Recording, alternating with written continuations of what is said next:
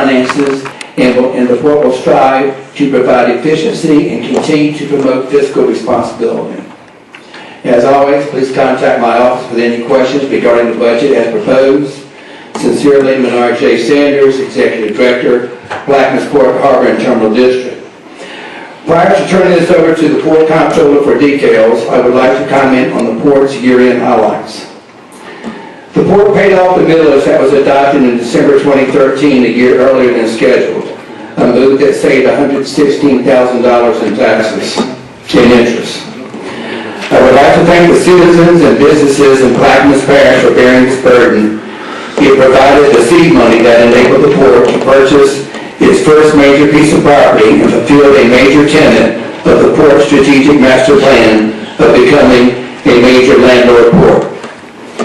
The Port's land aggregation program initiative was further enhanced, and since our initial purchase of 600 plus acres, we have increased our holdings to 1,845 acres, allowing us to meet our obligation to our option holder, Venture Global, with the contractual 1,200 acres for their liquid natural gas project. During this time frame, we also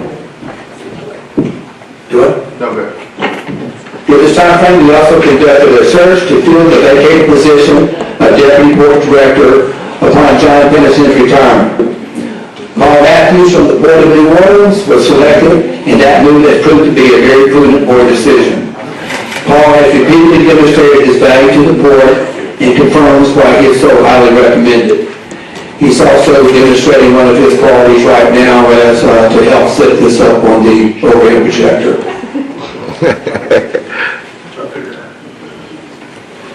My apologies, continue. We're trying to pass out the amendments, but it should have been done at this time. Okay. The Port continues to invest in its staff. Paul Matthews and Sean Bell Riley are working towards attaining the Professional Port Management designation from the American Association of Port Authorities, and Christy Nielsen attaining her Certified Port Executive designation. I have others I plan to enroll in this program in FY18.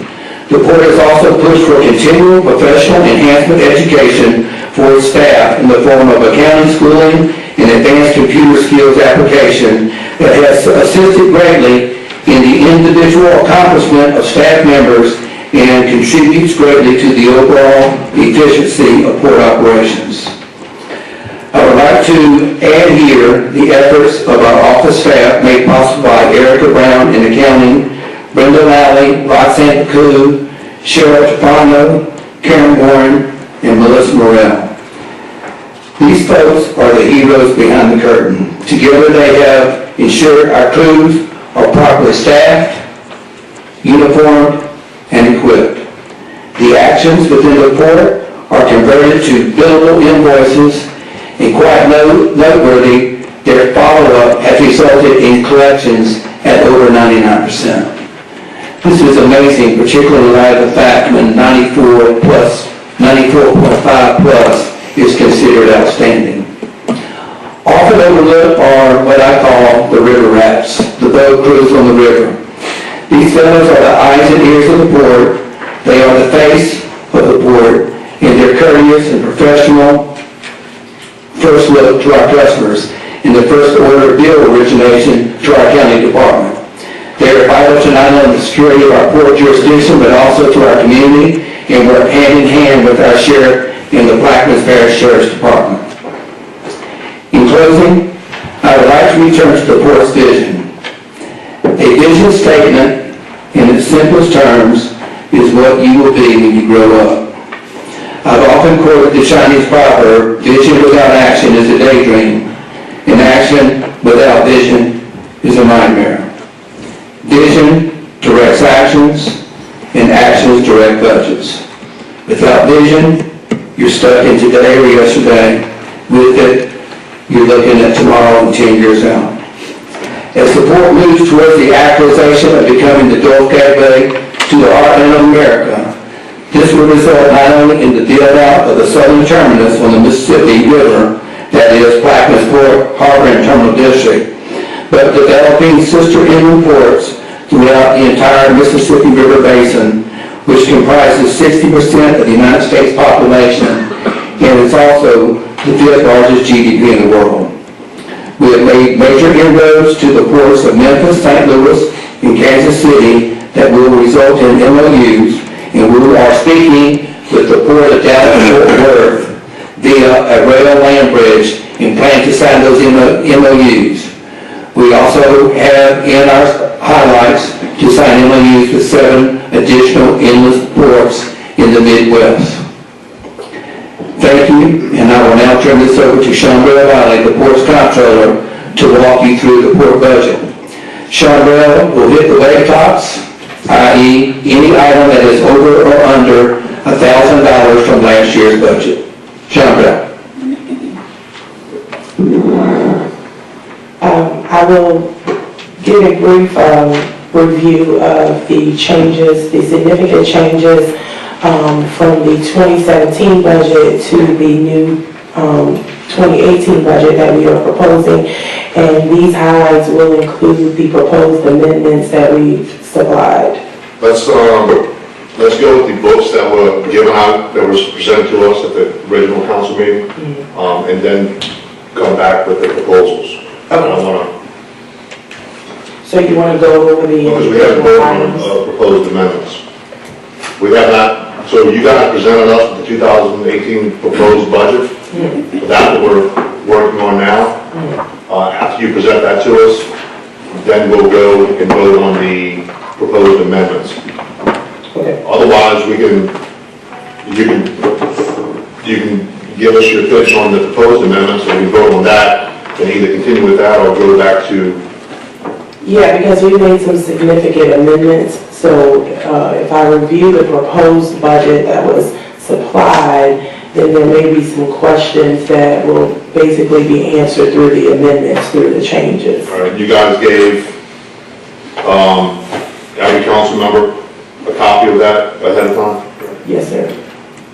All right, well, go ahead with the proposed amendments to the proposed budget. Hold on, Benny. Good.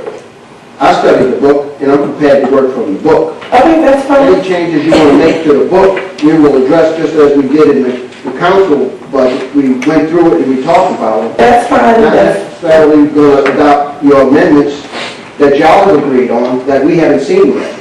Well, first of all, let me stop you there.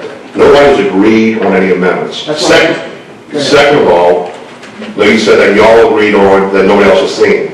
That's why I asked you about a question on whether or not every council member has actually seen the proposed amendments to the proposed budget. Can you give me a date when the email was sent to all council members?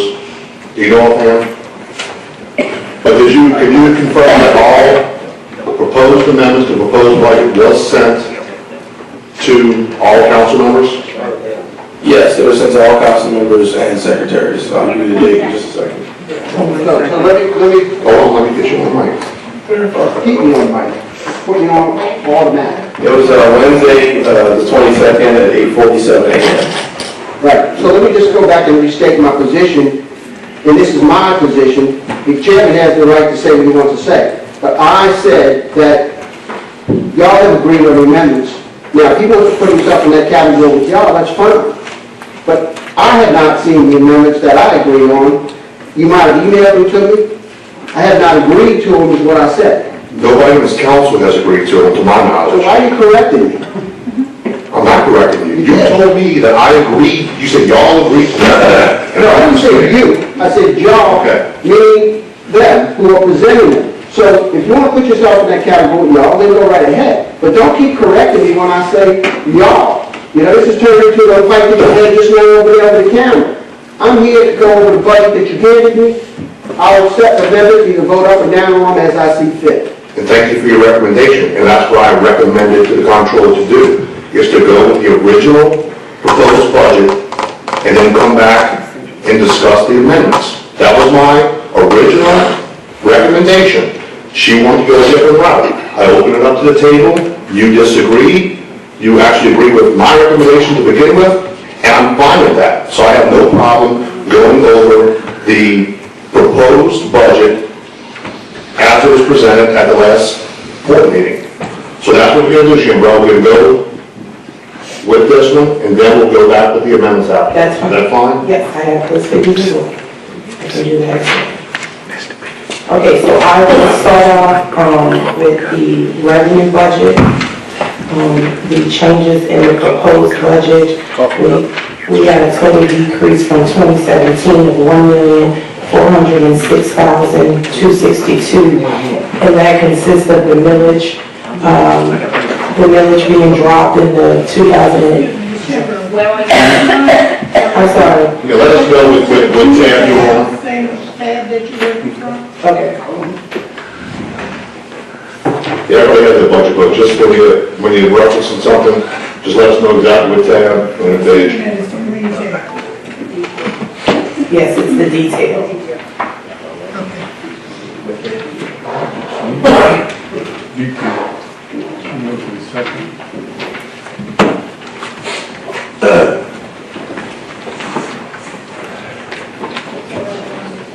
Okay, so this is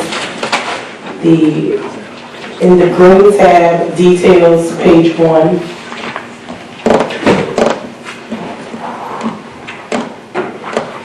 And this section is the revenue section, and it consists of the Avalon taxes, interest earned, rents, and leases received, with the exception of the option lease.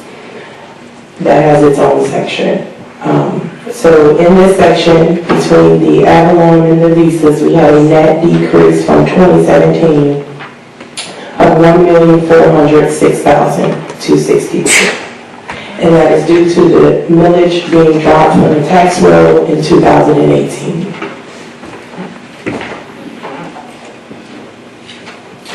If we flip to the second page, you'll see the revenue section for the tariff fees.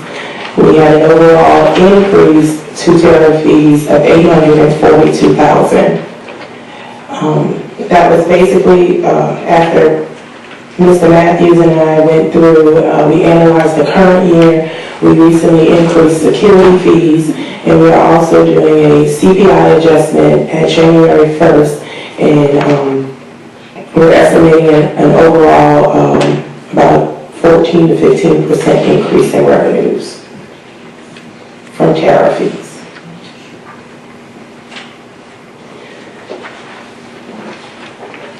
Moving on to the next section is the expenses for the general department, personnel services. There was an overall increase to the personnel budget for $50,051 from the 2017. And this overall increase includes salary increases based on performance, health insurance increases. Health insurance is in the next section. The main reason for the increase was due to the salary increases due to performance and reallocations as well. The following section is the financial and related services. And we had an overall increase of $43,000 from 2017, and that was related to the health insurance. And we had a slight increase in the liability coverage on the assets.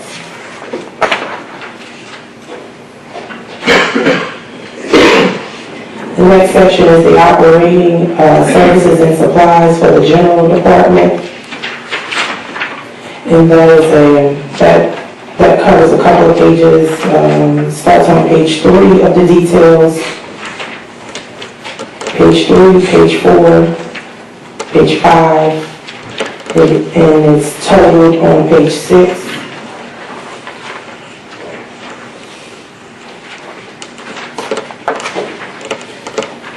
We propose a total increase of $250,525.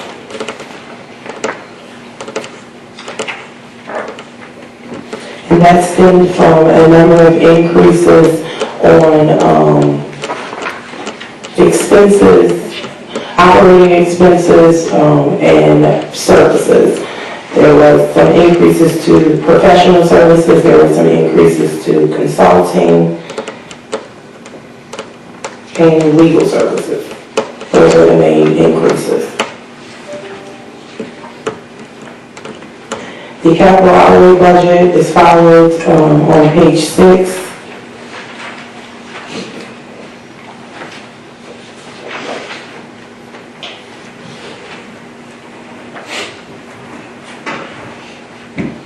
We had an overall decrease of $19,000 in the capital outlay budget.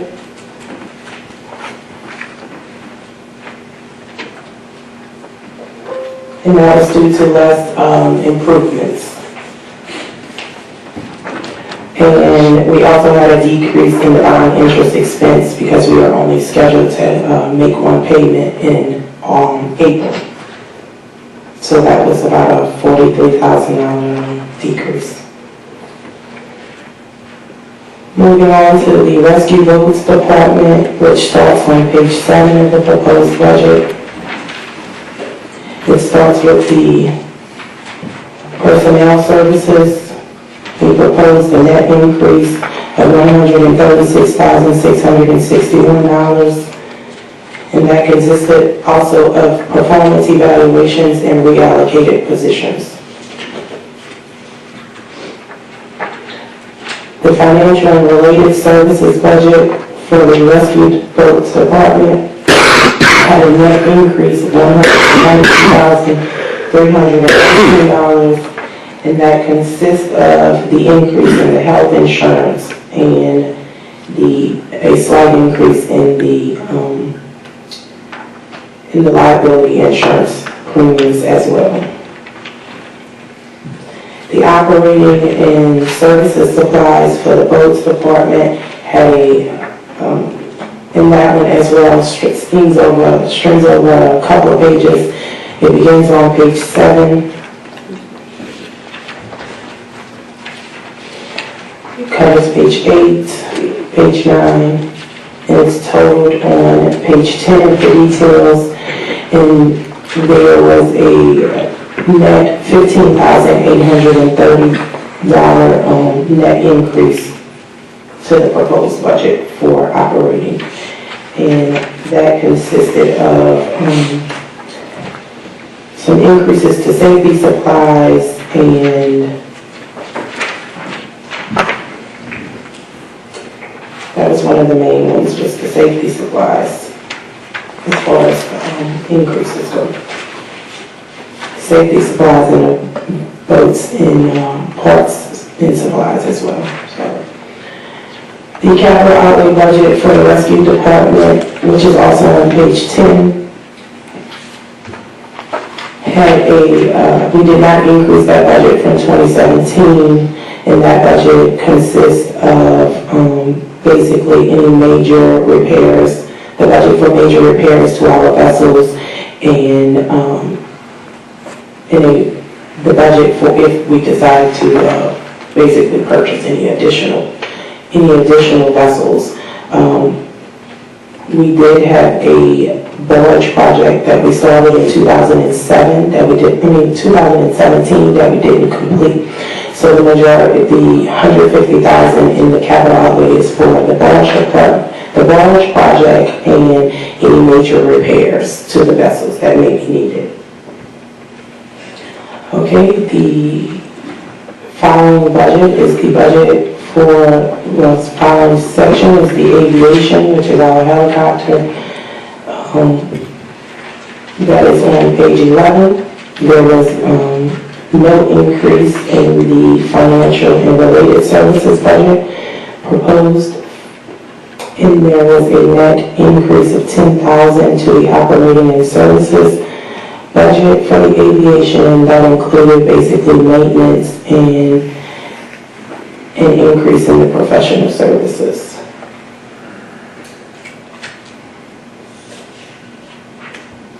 For the pilot. The following budget on page 12 is the land acquisition budget. There was no change in the revenue as far as the VG option. And there was no change in the budgeted expenses for that department from 2017. No increase or decrease. The following budget is on page 13. That is the financial administration budget. And this budget basically covers the classifications for any assets. And it covers the new pension law where the court has to carry a liability for pension expense in retirement. Page 14 is blank. We have on page 15 our 5-year capital improvement details. On page 15 was the land acquisition phase 2 project, and that was completed in 2017. So that budget is not needed in 2018.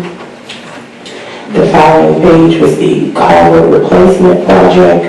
That included the drainage on the port property, basically the culvert replacement. That project was also completed in 2017, so there will be no budget in 2018 for that. The following budget is the B1 track 3 land acquisition. That project as well was completed in 2017. There's no budget for 2018. Page 18, we have the B3 relocation project. There was some expenses, it appears in the proposed budget, because there was some minor expenses that started that project, but we have proposed an amendment to the 2017 budget that was introduced at the November meeting to cover the cost for that project. It will be a 5-year capital improvement project, so once it's amended in the 2017's budget, if not completed within 2017, it will roll over to the 2018 budget. Page 19 is the B3 access property project. This is a project that came about through the purchase of B3, and the preliminary estimate for that project is $315,000. Page 20 is the capital improvement reclassification budget, which covers the basically the accounting treatment for the capital projects. And that concludes the review of the details on the budget.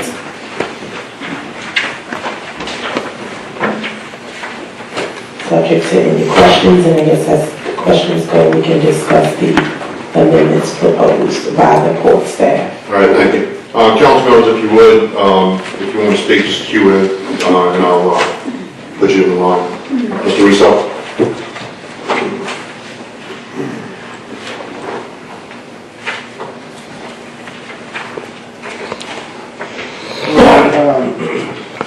Fund balance, reserve for port and the land purchase summary page, under the green tab, budget summary.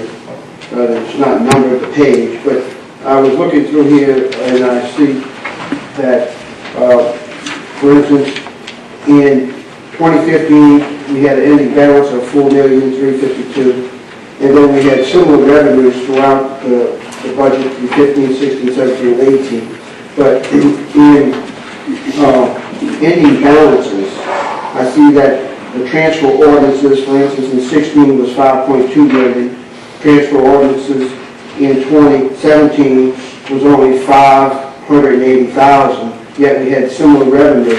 What is the difference there as far as where the funding was budgeted? With the transfers that took place in 2016,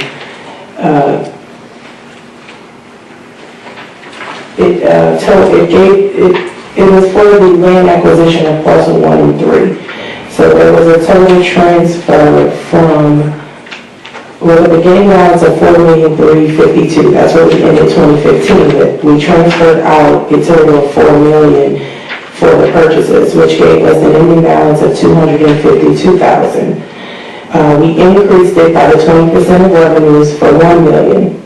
and we appropriated $580,000, which gave us a net increase of $486,900. So the 252 plus the net of 486,900 gives us an ending balance for 17 of 739,462. So you said the transfer ordinances of 5.2 million in 2016, that was for Yes, the parcel 1 and 3 purchase. the total price, or? No, sir, we only transferred $5 million from the land fund, and the other 2.4 came from basically the VG funds from the option lease. So it came from unrestricted funds. So we did spend some DG money on land purchase. Yes, sir, we only used $5 million of the land fund for the parcel 1 and 3 purchase. So what was the 5.2 in 2016 for then? 4 million was for the property, and the other 1.2 was for something else? The property total was about it came up, I think, to about 7.4, maybe a little less than that. In 2015, there was a down payment made, in 2016, we put a deposit down, and in 2017, we paid the rest of that cost.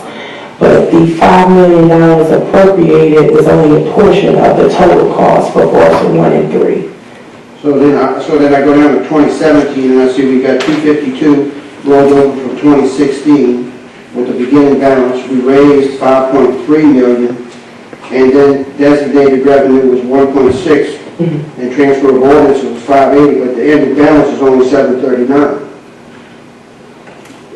We transferred $1,066,000. It wasn't 1.6. It was only $1,066,900. Yes, and then we appropriated $580,000 for the B1 land expropriation. Right, so where does the balance of that funding go if you designated revenue 1,580,000, say 1.6 If million? you have any funds, once you appropriate the funds, if you have any funds left over from the appropriation, you have to pass an ordinance to appropriate it back from unrestricted back into the land fund. So Basically what you do is you appropriate it from the land fund to unrestricted so that you can expend it, you can spend it. So any leftover funds will stay in unrestricted. I'm looking at revenue designated for 2017, and that revenue stream was 5.3 million. So we took 20% of that gave you the 1.66, right? 1.066, yes. Where did the rest of those funds go to? Into the operating budget? Well, no, the 580, if you do 580 plus the 486, that gives you the 1,066,900. I'm trying to follow you on the book with the numbers here. You're looking at the summary? Jim Brown, he wants to know where's the difference between the 533.4 and the 1,066,000? There's a difference of 4 million. Yes, I'm sorry. He wants to know where that. Yes, the 80% of tariff fees, only 20% of tariff fees is appropriated to the land fund. The 80% of tariff fees is what the port covers its operating expenses with. I'm sorry. Yes. And the same thing for 2018, this projection of rolling the 739 forward, revenues of 615, taking 20%, 1.2. Correct. The port only operates off of 80% of its tariff revenues, and the 20% is put to the land fund. It's reserved to the land fund. So 1.9 is what we have in our land fund now for 2018 projected? Correct. Thank you. Yeah. Mr. Burke? I just had one question on the revenues. It was about a 30% decrease in docking fees. Is that due to a decrease in oil and gas activity at the Venice Port Complex? I'm sorry, page 2 of the green tab, revenue expenditures, page 2. Yes, if you look at the you're speaking of it's about $164,000 decrease. But if you look right above that to the harbor fees, there was actually a $278,000 increase. And basically last year was a coding error as far as the difference between the harbors and the docking. Are you saying that? Yeah, it was a mix-up. Ms. Williams? Yes, Ms. Williams, do, we collect any revenue from the cruise ships that pass through our parish, like the sales tax on any of the casinos and gambling and things of that nature? No, ma'am, we do not assess tariff fees as far as sales tax that's covered by the government. But we do not access tariff fees to the cruise ships. We don't, okay, because I spoke to someone in Jefferson Parish in the sales tax division, and she was mentioning to me that maybe we should be collecting those fees as they come through. Maybe something you want to look into. I mean, I don't know the legalities of it, but maybe, another revenue stream for the board. Was that you spoke with? Yeah. I'll give you the name. Mr. Russo? Yes, I don't know if we're going to delve into this any further, but some general statements about the overall budget. After reviewing it, it looks like we have in excess of about $350,000 in legal fees in the budget and in excess of $800,000 in consultants. Those are some of the issues that I have, knowing where we're at with the land purchases and where we're headed, that we haven't had a meeting on yet that I thought we were going to have to expose us to some of the NDAs and some of the information that y'all were supposed to have that, in the last session that we had, how the issue went, well, what are we doing? And to come to the budget and see $800,000 in consultants and $350,000 in legal fees, I'd like to have some explanation. It appears to me that we're just parking money in the budget unless you're spending it, which in the past we've never gone to that extent of expenditures in either category. Paul? And I would say, Commissioner Russell, that's really the main reason why we had so many significant budget amendments. Frankly, when we gave you guys the budget, our staff looked back and said, we think we could do better. There's some things that we can consolidate, some line items we can eliminate, and we try to fine tune it a bit. So Chambrel can kind of go down and talk about the professional services and consultants and the decreases, significant decreases that we made. And really our focus from a legal standpoint to have some of these funds be project-based so that we're just not putting a ample amount of funds in the budget for legal, but as projects come up, we will itemize the amount of funds that are needed for legal as opposed to just putting a huge number out there, which I don't think is necessarily appropriate. So Chambrel will take us through the decreases and where we are now. Is that within the scope of the proposed amendments to the proposed budget? Correct. Okay, so that's not addressed in the proposed budget. Well, we can address why we increased those funds. Okay, let's go through, let's do this, answer Mr. Russo's question.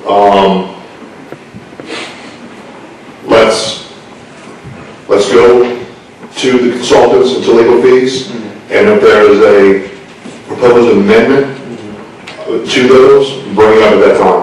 Okay. So, let's start off with the, let's start with legal, that's fine. Okay, the legal, let me find the page. Page 4.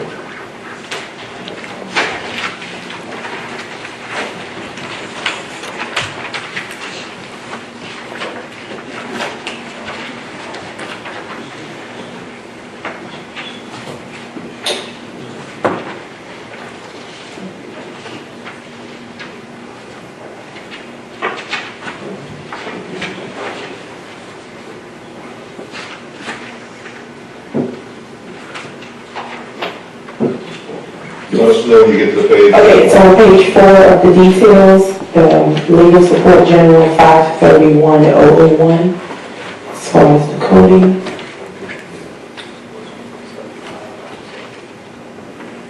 All right, go ahead and say, do you have an amendment to that? Yes, we do. All right, go ahead and look at the proposal first, Okay, and let's discuss it, and then come back with your amendment. If you want to have somebody pass out that amendment?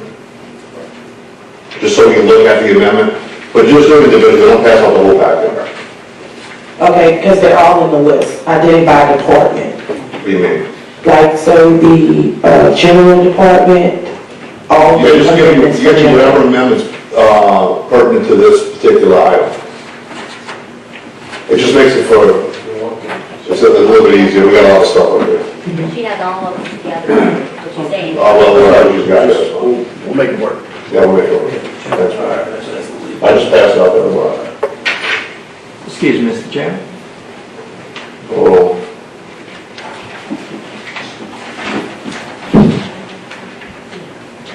yes, sir. Could the executive branch be provided with a copy of the proposed budget amendments so that we can follow?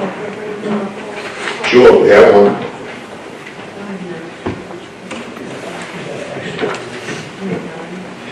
We can make you a copy of this, but, We'll get you a copy. yeah. I don't have the proposed copy. No, I'm asking them to pass the copies out. We have copies. Which, hey, no, they're coming, I just, I asked her to pass it out. You want that up yet? If we could get the originals, yeah, we did receive a copy of it.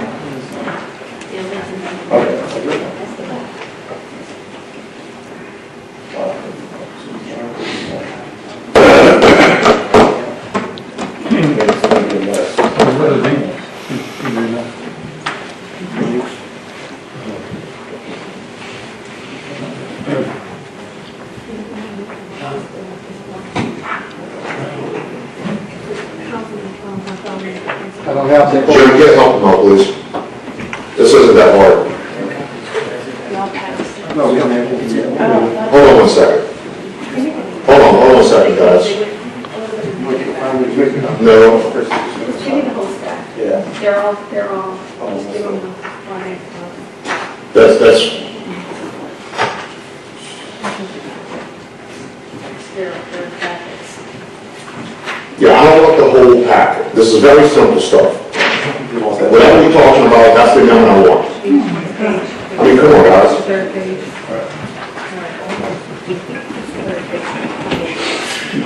If we, I'm gonna get you a copy, don't worry. Try and get us copies first. thank you, and also the original, I'm not gonna be able to do that. It's, would they have a copy?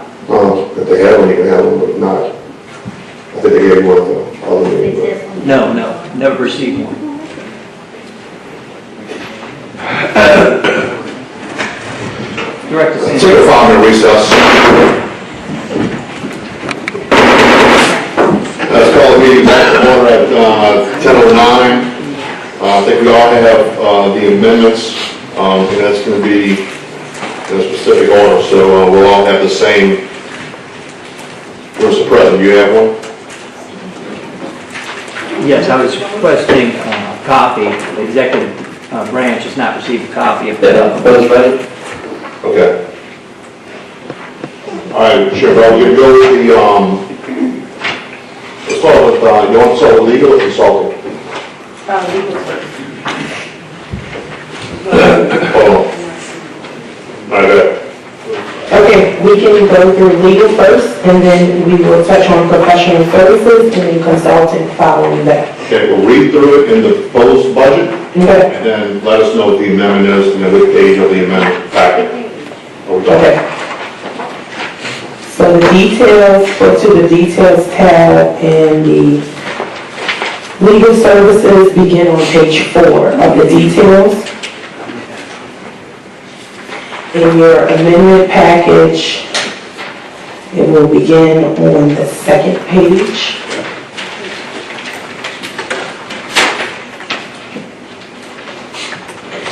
So for legal support, we originally proposed a $175,000 budget.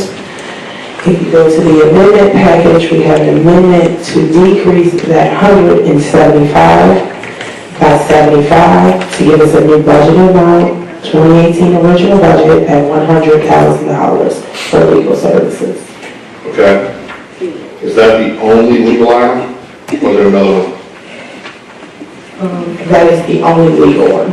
We have a legal line item, in the operating, and then we have a legal line item in the VG land department. We did not amend that legal, because that's where we're going to filter it all out. We figured we can decrease this one by 75 and use the VG budget for legal services or the land acquisition budget to cover the legal for land acquisition, because that's what a majority of the legal. All right, so on page 4, we decreased them by 75,000. Mr. Russo, you have a question? So, Should be on. Okay.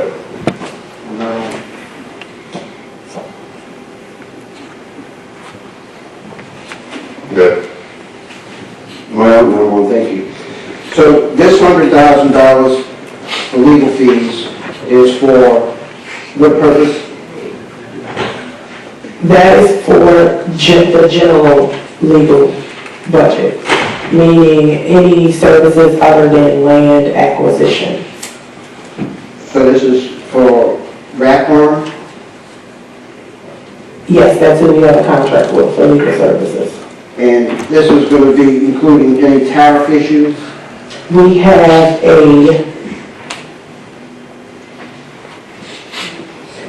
we have a separate budget for tariff fees at $20,000.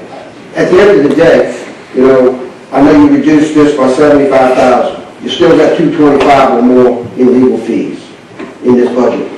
So I want an overall picture because, you know, like I thought Rathfarm would be handling tariffs, but he's not. So that's another category over here. He does, we just separate it out.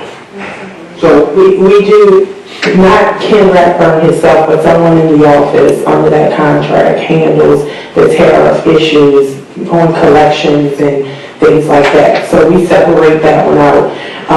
This $100,000 includes any legal. It may not just be Rathburn, that's who we have a contract with, but if we need to seek other counsel, I know Ms. Nielsen uses a different attorney for some employee-related issues.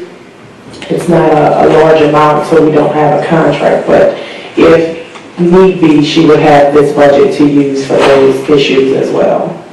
All right, so this 100,000 is for general legal services. Yes. All right, so we just make that clear that it's, you say Rathburn, but it's not. It's not limited to Rathburn. Rathburn is the only contract. And everything they provide, as well as Any other legal issues. or management issues Yes. of other firms. Yes. Any other legal items in the budget, whether it's amended or not?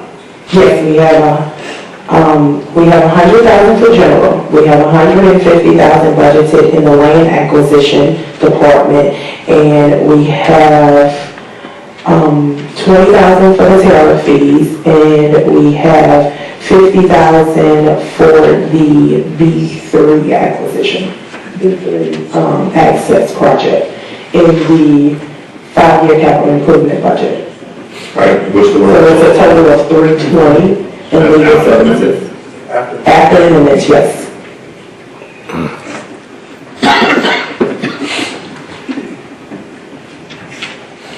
Any questions, comments on? And my comment has been, as it been for the last several years, is that we're budgeting too much for attorney fees. Now, you know, when we get to the end of the day and we start talking about intergovernmental service charges and all of those things, you know, we got a day of reckoning coming today, somewhere. All right. Consulting? I have a question. Hold on a second. Can you, Yeah, I can. Keegan? Anything you want? just Keegan, John, I'm trying to work with this other system. I'm just trying to talk about the legal. You want to? With that kind of money, I think it would be more fruitful to hire an attorney to be on staff full-time. Maybe the rest of that money, I'm not money, half of it, to be at your disposal 24/7. And we thought about trying to consolidate that and hire, since we like to consolidate a lot of stuff and save money, that would would be ideal to save a bunch of money by hiring an attorney full-time to handle those issues. That's all the comment I have. That's all. Thank you, Mr. Chairman. Sure, I think that's a valid option. I mean, that's something I think Mr. Burt, as the chairman next year, can definitely look into. I think we've talked about that in the past, so I would encourage you guys to look at the options of whether or not a full-time legal department would be more prudent than consultants. All right, speaking of consultants, Okay, the next section is the professional service. It starts on page 4, and it is on page 4. It's on at the bottom of page 4.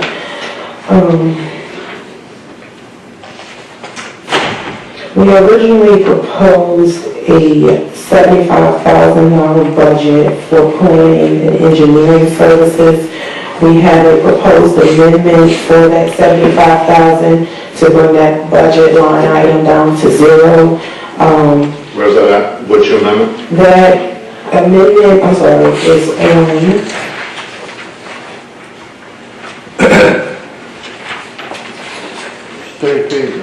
the third page, number 6, professional services, planning and engineering, a decrease of $75,000.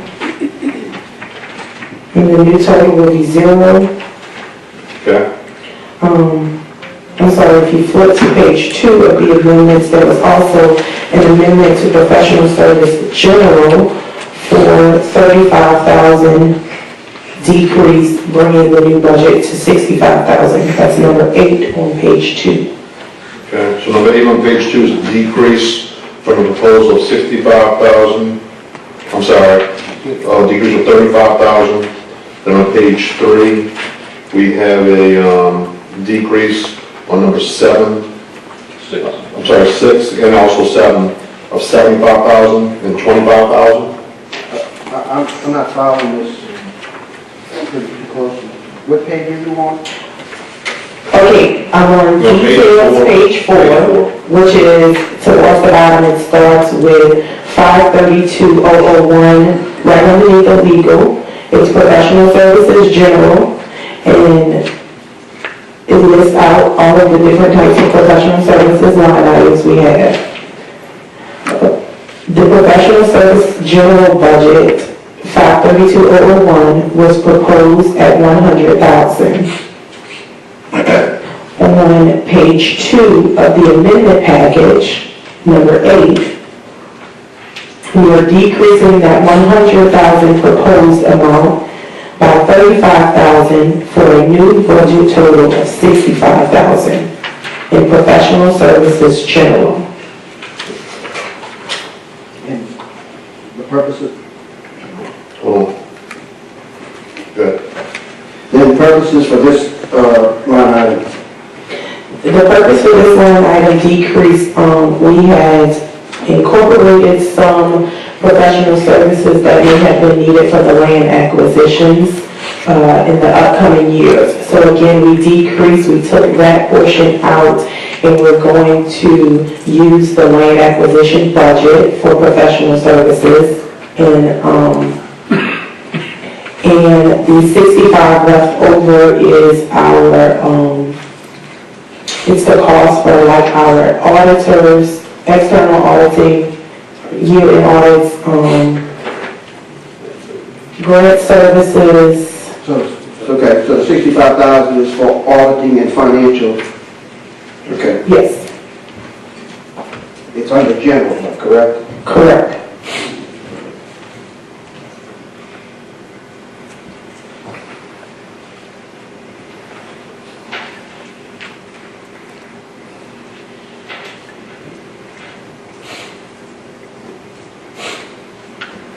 All right, the next Okay, on page 4 of the details, it's the third line item from the bottom. We had originally proposed a $75,000 budget for professional services, planning and engineering services. we decreased, we are doing an amendment, and that is on page 3 of your amendment package, number 6. Professional services and planning, a decrease of the 75. So we are eliminating that line item from the general budget. And again, we're going to use the land acquisition budget for that.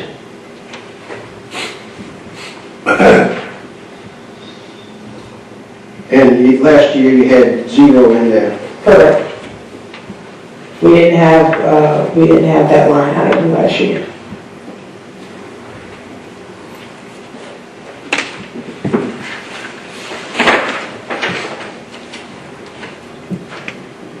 Is that all for consultants?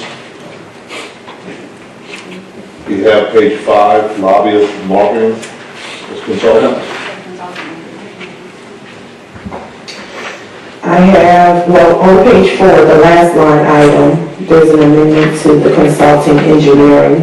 Page 4, last one, we originally proposed a $100,000 budget for consulting engineering. We increased that by $25,000, and that is also on page 3 of your amendment package, number 7. So the consulting engineering budget for the general department will go from $100,000 to $75,000. Okay. Any questions from the table on consulting? That's Or, all. no?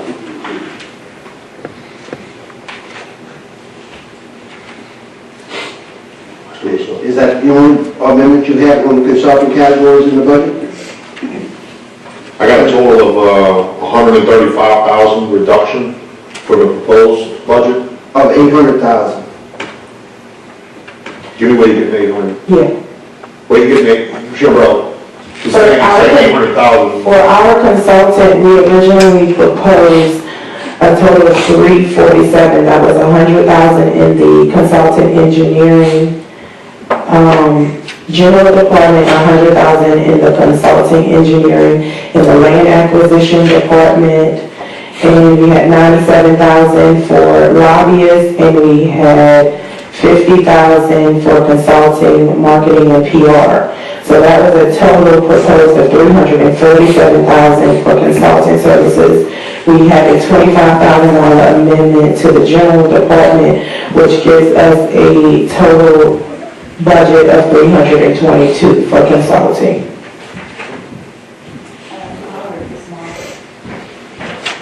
All right, Mr. Russo, I'm trying to find out this 800,000 you're talking about.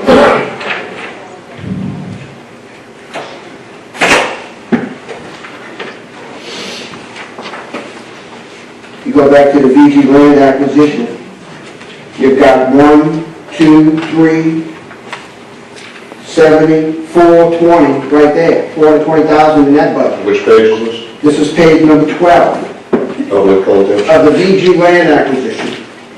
Cheryl, which color tab is that?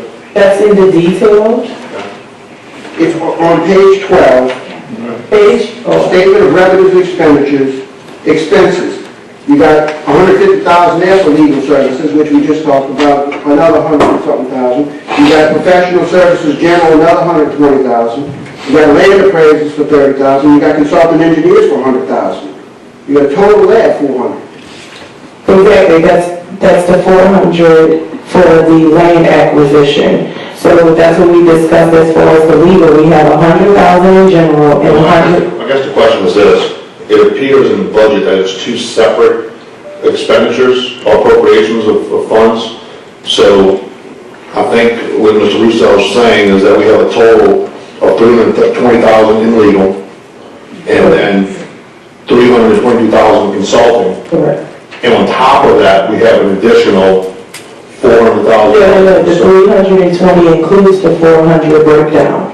The legal, the 320 for professionals, for legal services is 100,000 for the general department, 150, which is included in the 400 you're looking at, for the land acquisition department. 20 for Harris, and 50 for the B3, which is a capital improvement project. That totals 320. So the 150 in the land acquisition is included in the 320 for legal services. So are you amending page 12 as well? No, sir, not for legal. We're keeping the 150 in land acquisition department, and we're amending the general department. Well, and I guess that's what his question is, and, you know, I'm not making an assumption, I'm actually asking my own question, is we're going through this budget, and we're looking through details, and we discussed all consultants and all legal, but as Mr. Russo pointed out, when we talk about page 12, the BG option, we have a separate line item for legal and consulting, which would appear to me is an addition to page 3 and 4. Well, right, you had on page 3 and 4, you have 100,000 for general. On page 3 and 4, we have a total of this. For consulting, we have a total, and this is after amended, $322,000. For legal, after amended, we have a total of $320,000. Let's put that aside. So we have 322, and then 320, okay? Let's not even talk about it anymore. Let's move to page 12 and go through VG's options in revenue. It's under the same tab, which is the details. We have two separate line items for legal support, professional services, and consultants, which totals 150, 120, and then 100. So that's 370. If you want to add in land appraisals, that's probably consultant, 400,000, okay? That 400,000, it appears, and correct me if I'm wrong, is in addition to the 642,000 from pages 3 and 4. Is that correct? Yeah, I know, on page 3 and 4, you have $100,000 budget. I'm not understanding how you're getting to 300 from page 4. Let's go to page 3.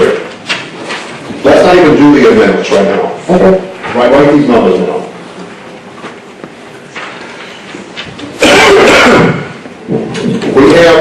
We have all the line items. Just bear with me. We'll go through each one of them.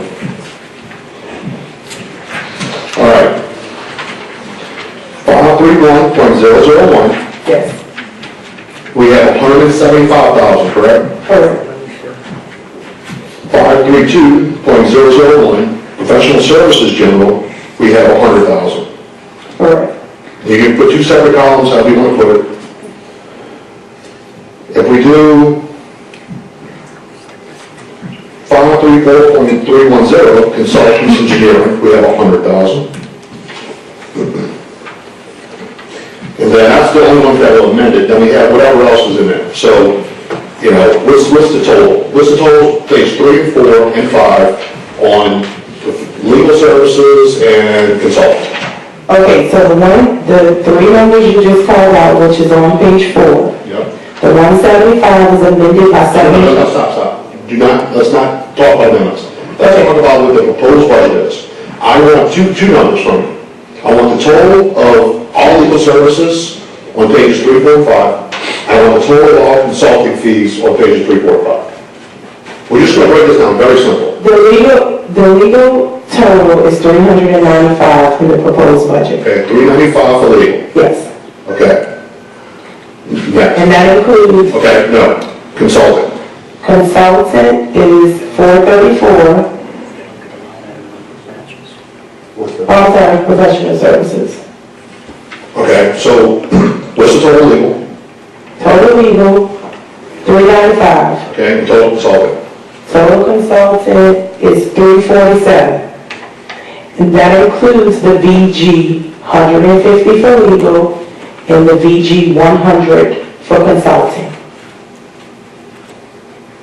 So 395 includes line item 531.001 on page 12, And the consulting, $347,000, includes 534.310. 100, yes.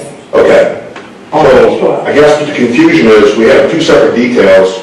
Correct. We're basically just, so I guess the thing is, it might have been a separate tab, so we can go through the overall, and then this is more specific to VG, because it does appear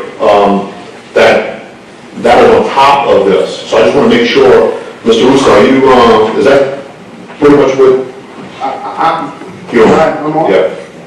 The way I'm reading this budget, I got two different categories here. I've got general, operating, and I've got VG land acquisition phase 2. There's no indication that those are duplicative numbers.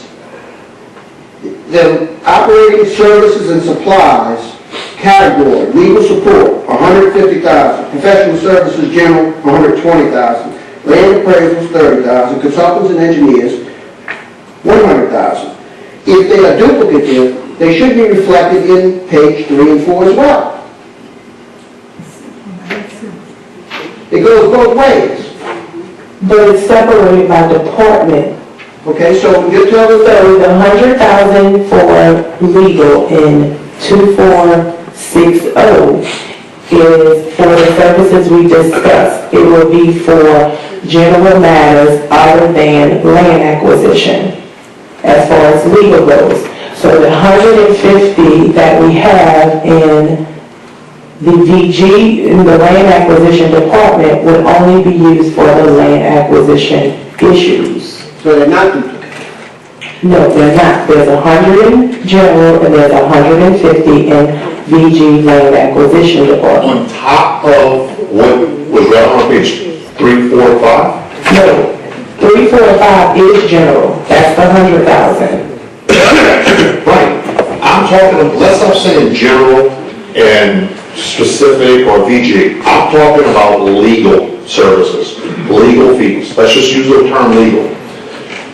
So as far as legal goes, on page 12, those legal fees, which is $150,000, and I'm assuming, let's not even say professional services, legal support, $150,000, is that on top of the $395,000?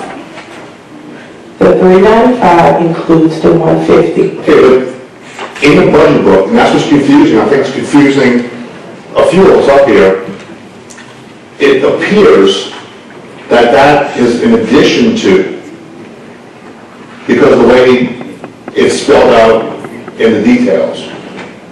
In the detail, you have a legal support general, and we see it for 175, correct? On page 4. And then if you turn to page 12, you see a legal general for 150,000. Okay? Are we adding those two together? Yes. Okay, that's the point. If you're adding it together, then it's two separate budget items. It's two separate, but I keep asking you a question, are you taking the 395 and adding the 150, and you say, no, it's included, but then you just said, go to this number, and then add that number in the back, and that's... 395, 175, 150, plus 20, plus 50 is 395. And that is your general legal support, your tariff legal support, your VG legal support, and your B3 access legal support. That's all the legal budget we have throughout all the departments. Then why are we putting the line item on page 12? Because it separates the departments. All right, so you have a detail on page 12, the summary. Yeah, I know the line item number, but we just need to have,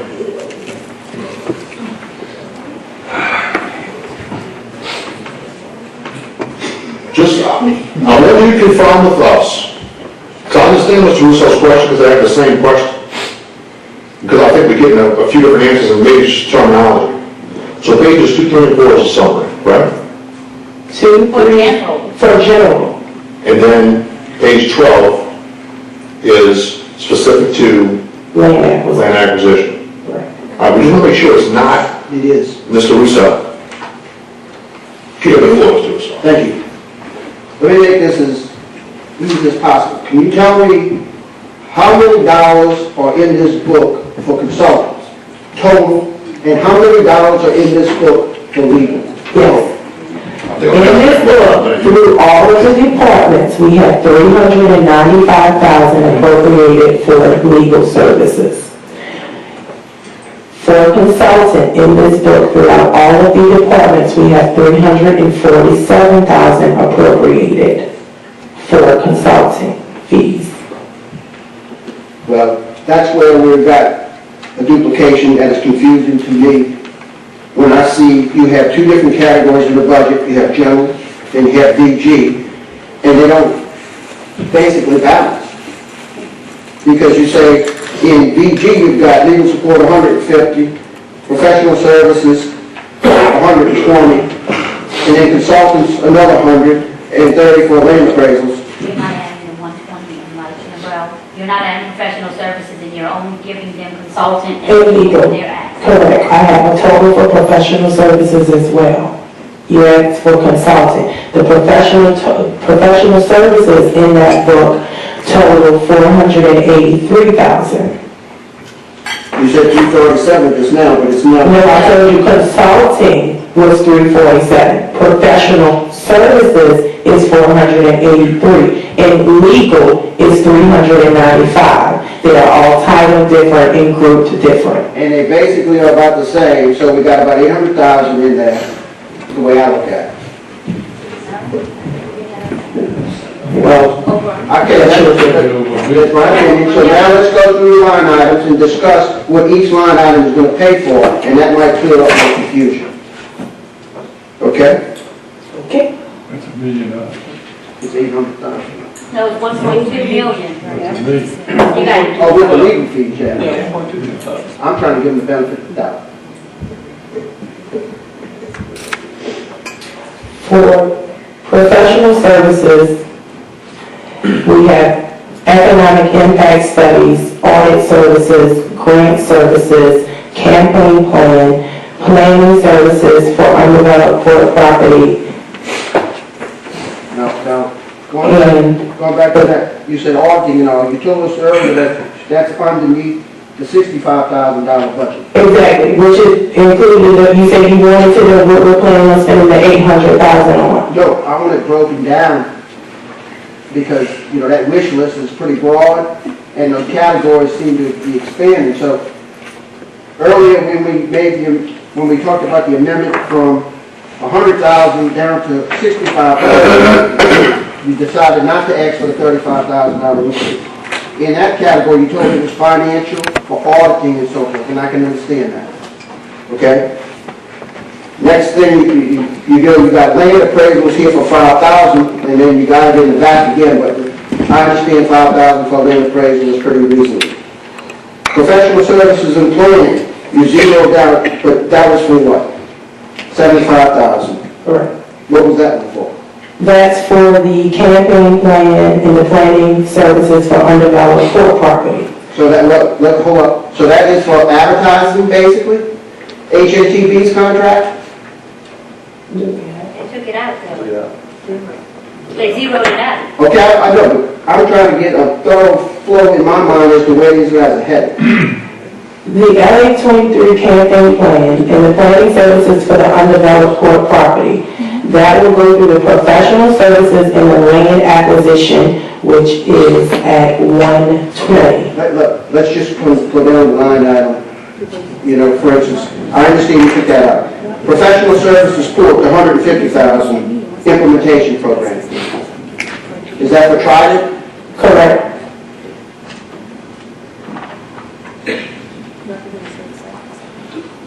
Consulting engineers for 100,000 reduced to 75. What is that for? Audit and grant services. You said that auditing and grant services was up in the professional item for 65,000. I'm sorry, I thought that's what you just said, the item I reduced to 65. No, I'm going down the page. Down at the bottom, it says consulting engineers, 100,000, reduced it to 75,000. What is that 75,000 for? That's for the general consulting.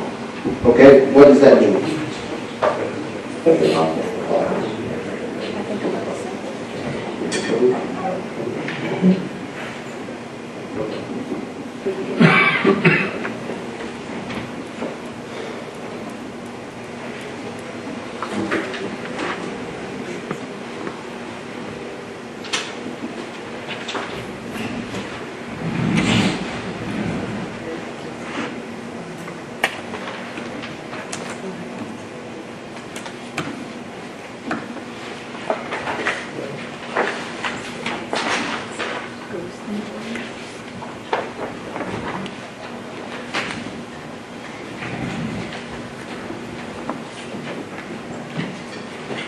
So that's for the general consulting, if the port needs consultings on engineering prior to engaging in an actual land acquisition purchase.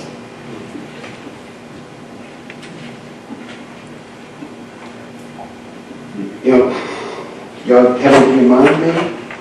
I'm sorry, what? You have anything in mind about what we're going to be purchasing to have a consultant to talk about this? Well, I think this goes back to the underdeveloped land, so if we need topographic survey work done, if somebody wants to be attended at the port or looking for land, we may do some surveying. What we actually did was consolidated because it looked like under consulting and professional services, we really had too much in the fund where professional services, planning and engineering services at $75,000 and consultants engineering were really the same thing. So we consolidated and eliminated the professional services, planning and engineering services and just used the consultant engineering line item for that purpose. So that's where you see for any things that we need as the port grows and tenants want to come in, we're going to need to do some surveying, but we had it in two different categories, so we consolidated. Okay. Move on. I understand what the lobbyist firm is, that's the total amount for the year between the two. The consultant marketing, that's for the $50,000 under contract that you have with Mr. Benoit. Correct. Correct. $140,000 for technical services, that's computer equipment. Is that right? Software updates or whatever? And the services, right, the IT, we don't have IT staff. All right. And it's also, we received a grant for those services. This is just a portion that covers the 2018 year. Let me go back to page 8. That's a minor amount, but I'll pass that one. How's that? And we go back to rescue boats, training conference of professional employees, that's training for the boat operators, correct? Correct.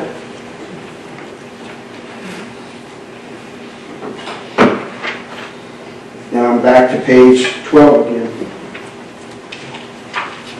With legal support general, 150, professional services, what is that for? That's for the legal services provided to land acquisition.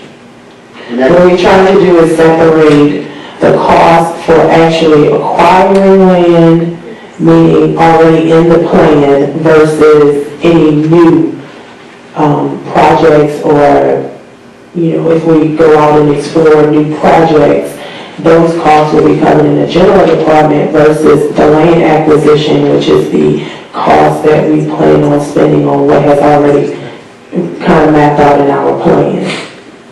And so the legal support general under this cannot be covered by the legal support general on page 4.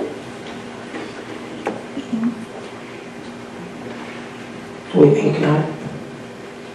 You think not? Correct. We budgeted for, like I say, unplanned services and planned legal services. Everybody's. Moving along, professional services general, 120,000 on page 12. Which one, what is that for?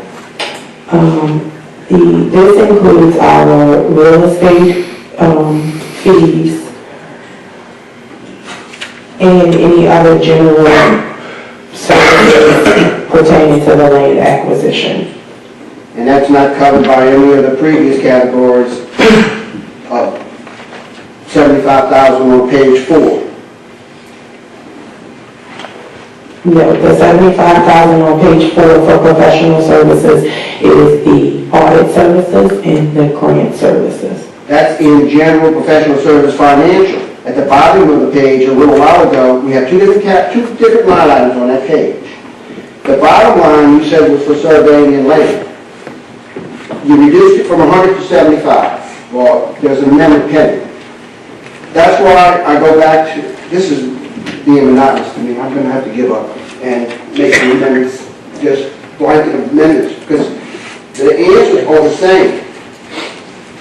You know, for mine, I think you're packing money in the budget. That's my opinion.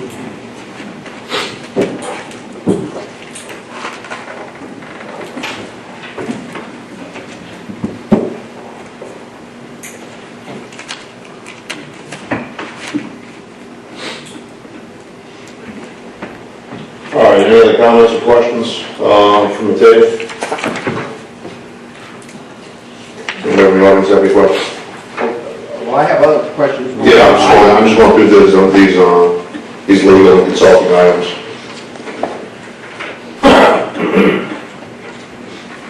All right, Mr. Russo?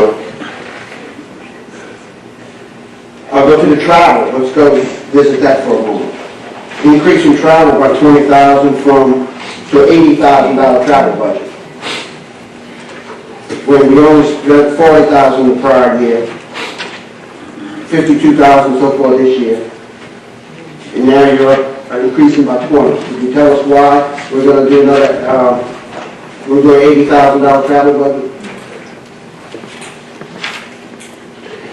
Yes, sir. That's mainly the increase in travel that's been going up into the Midwest. There are about 8 different sites that we have cited that we're going to integrate into inland ports. And we're also getting to the point where we were going to be bringing some commissioners with us to sign MOUs or to meet with the other board members.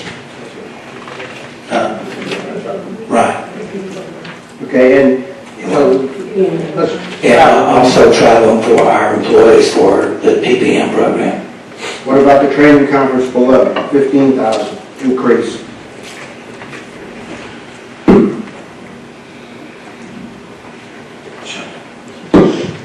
Let me ask you this, have y'all ever registered for a training conference and canceled and never got the money back? Yes, sir, we have. And how much did you lose on that one? It was probably about, what, $3,000? I think so. And that was just overcome by events because I had to be in 2 places at one time. Unavoidable. Is that the only one that you can remember that's happened to, about registering for conferences and not getting the money back? Yes, sir. And the 15,000 training conferences for what now again? Those are just for the conferences themselves. We separated out to show what we pay as far as registration fees and then what we pay as far as flights and hotels.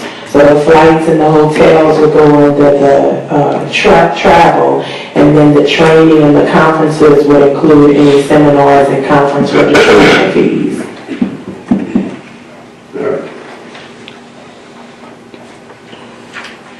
Any other questions or comments on travel?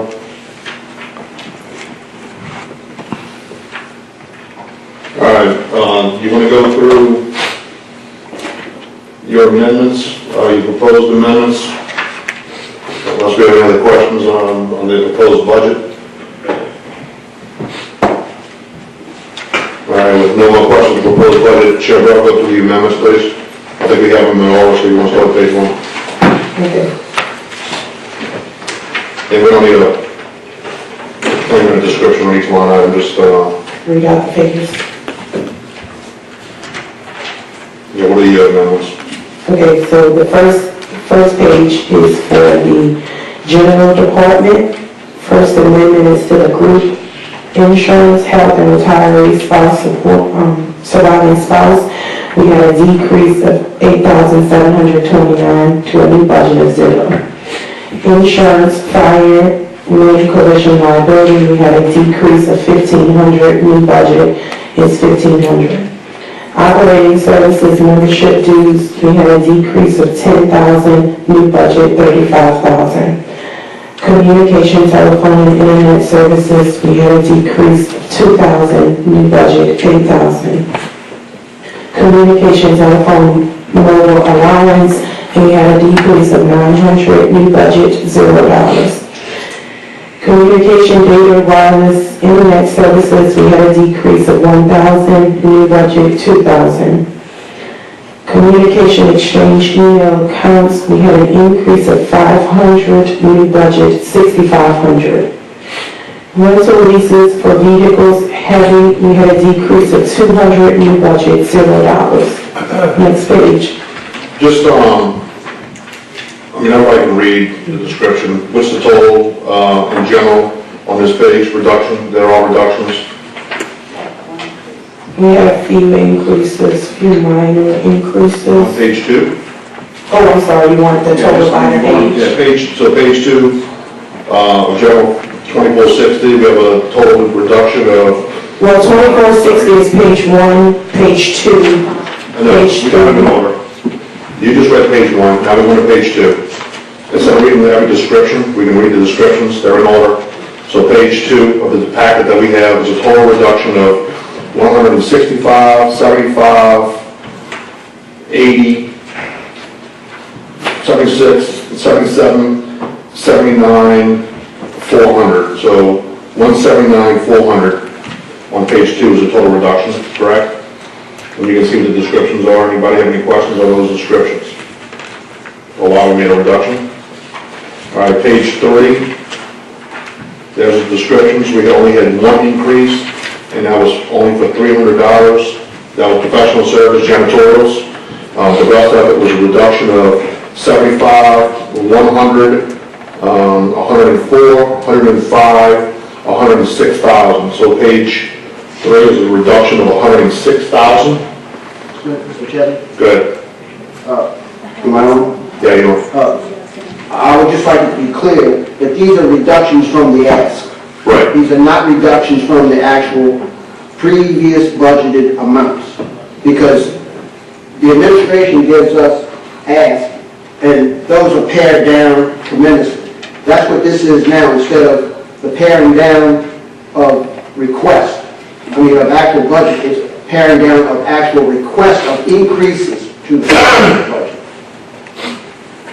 Right, we can, and that's what I said before, we can compare those out, but I just want to get through their proposed amendments. We already went to the proposed budget. If you have any issues with either, we'll do it line by line. I think this is just a package. All right, so page 4. That's a reduction of, there's no increases, a reduction of 4, 9, 10, 11, 14, 17, 18, 23, 50. All right, so reduction 23, 50 on that page. The next page, there's one increase for computer supply of 1,000. And there's an increase of interagency service charge for 215,000.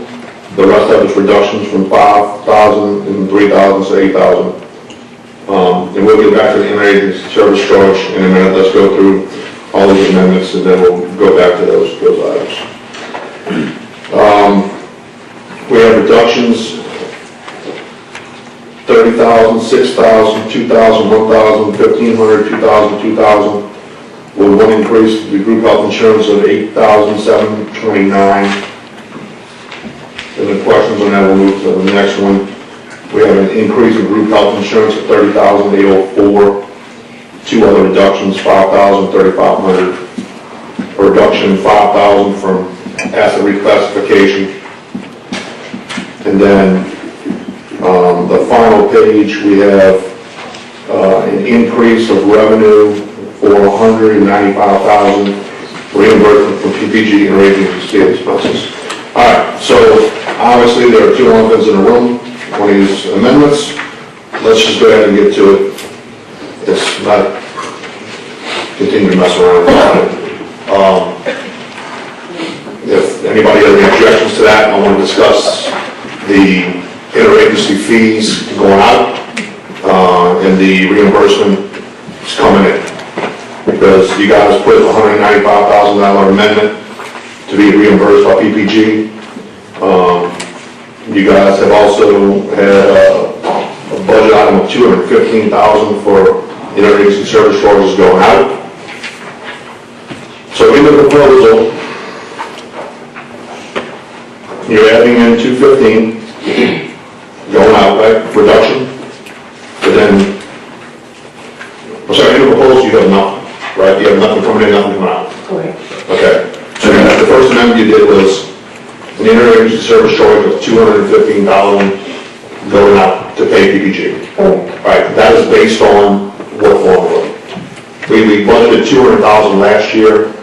Actually, it didn't reflect it in this budget book, but it did reflect it in the PPG budget book as a revenue. Have you guys paid that $200,000 yet? We have not paid the $200,000. We did introduce a 2017 budget amendment to appropriate the funds for 2017. It was introduced in November. Okay, that's the one I was referencing yesterday. So at what point do you plan on, after we vote on that? The funds are appropriated. Okay, did I introduce one to amend the 2017, or did John, as the council chairman, do one to accept the revenue? Okay, so we're going to have to do that as well. So the portion to pay the $200,000 from last year, which should have been appropriated for, this was just clerical issue. But this year, we're going to adopt we don't know yet, but the proposal is $215,000.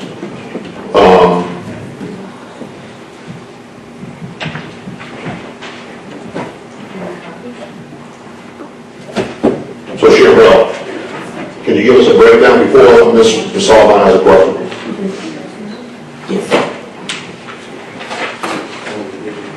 Ms. Sullivan? Yes, Mr. Chairman, I have more of a comment than a question.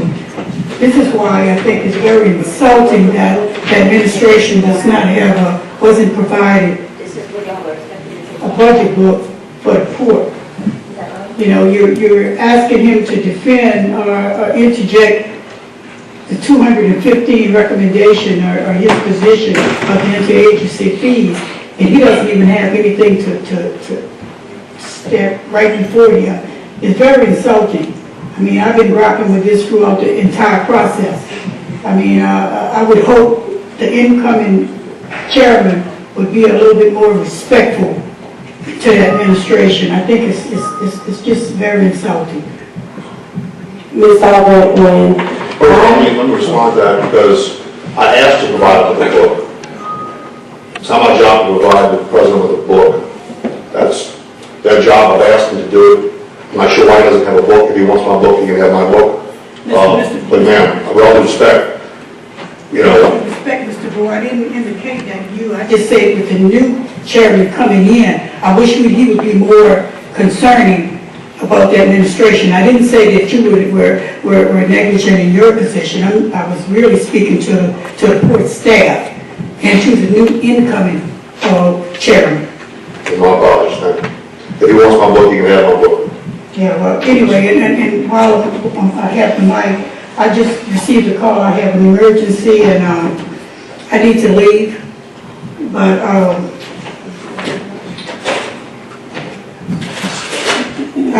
would just relinquish travel to Mr. Cormier if so. I may get to come back, I'm not sure, but there's an emergency in my family. Well, I do want to respond right quick that the port did, the parish proposed the revenue from the port without discussing it with the port. So if I did not know that I was entitled to these expenses, it was adopted without discussion with us that this was, we owed any money. When I got in contact with the parish regarding the fee, I immediately started working on figures and we proposed an amendment to that.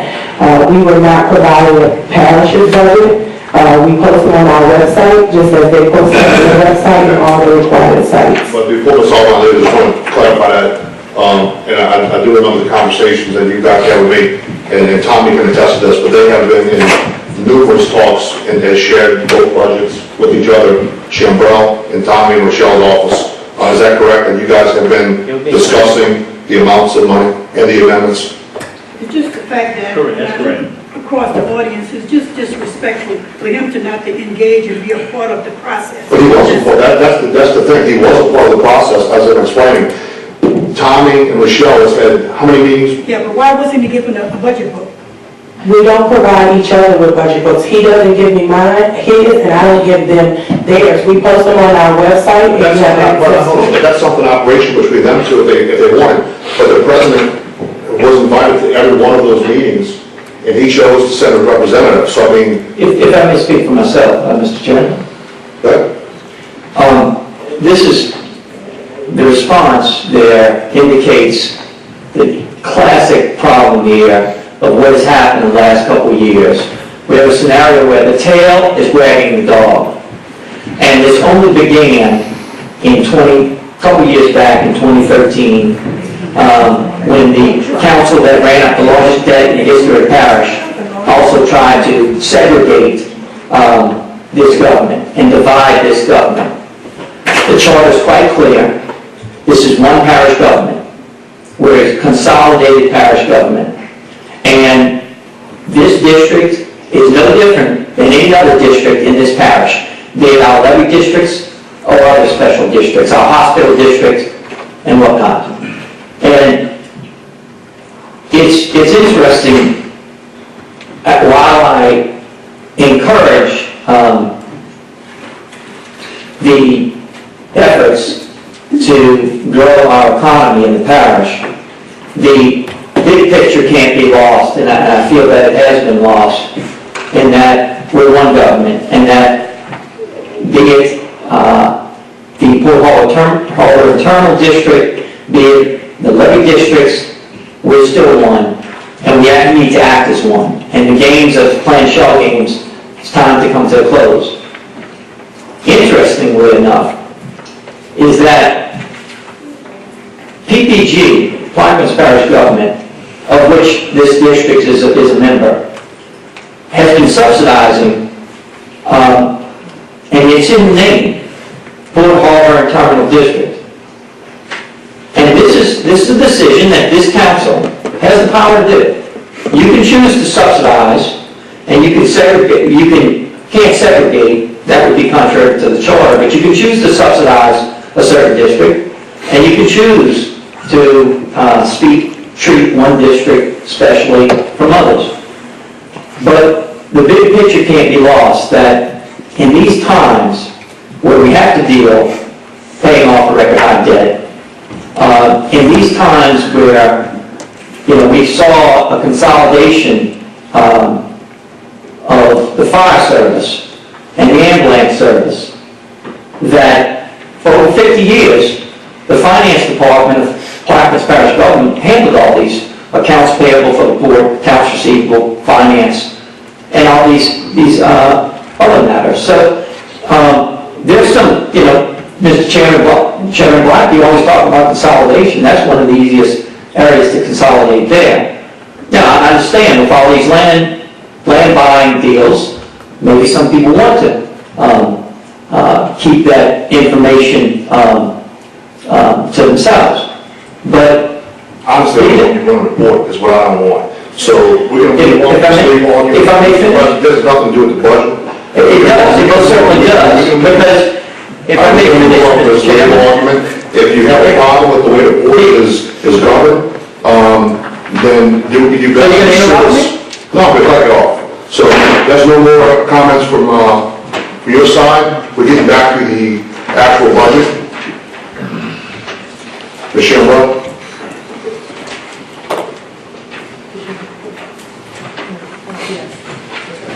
Okay, so we handed out the details for the 2018. The original amendment that was issued was for $215,000, and that was based on 2017 with an estimated 5% increase. I got access to the parish's budget, and the figures you are seeing is revised to reflect what is actually proposed in their budget regarding the total expenses. That's for 2018. So that's why you're seeing a lower figure in the 190s. All right, let's address, so, do you have a spreadsheet, a PowerPoint on the breakdown that you propose to Tommy serve as?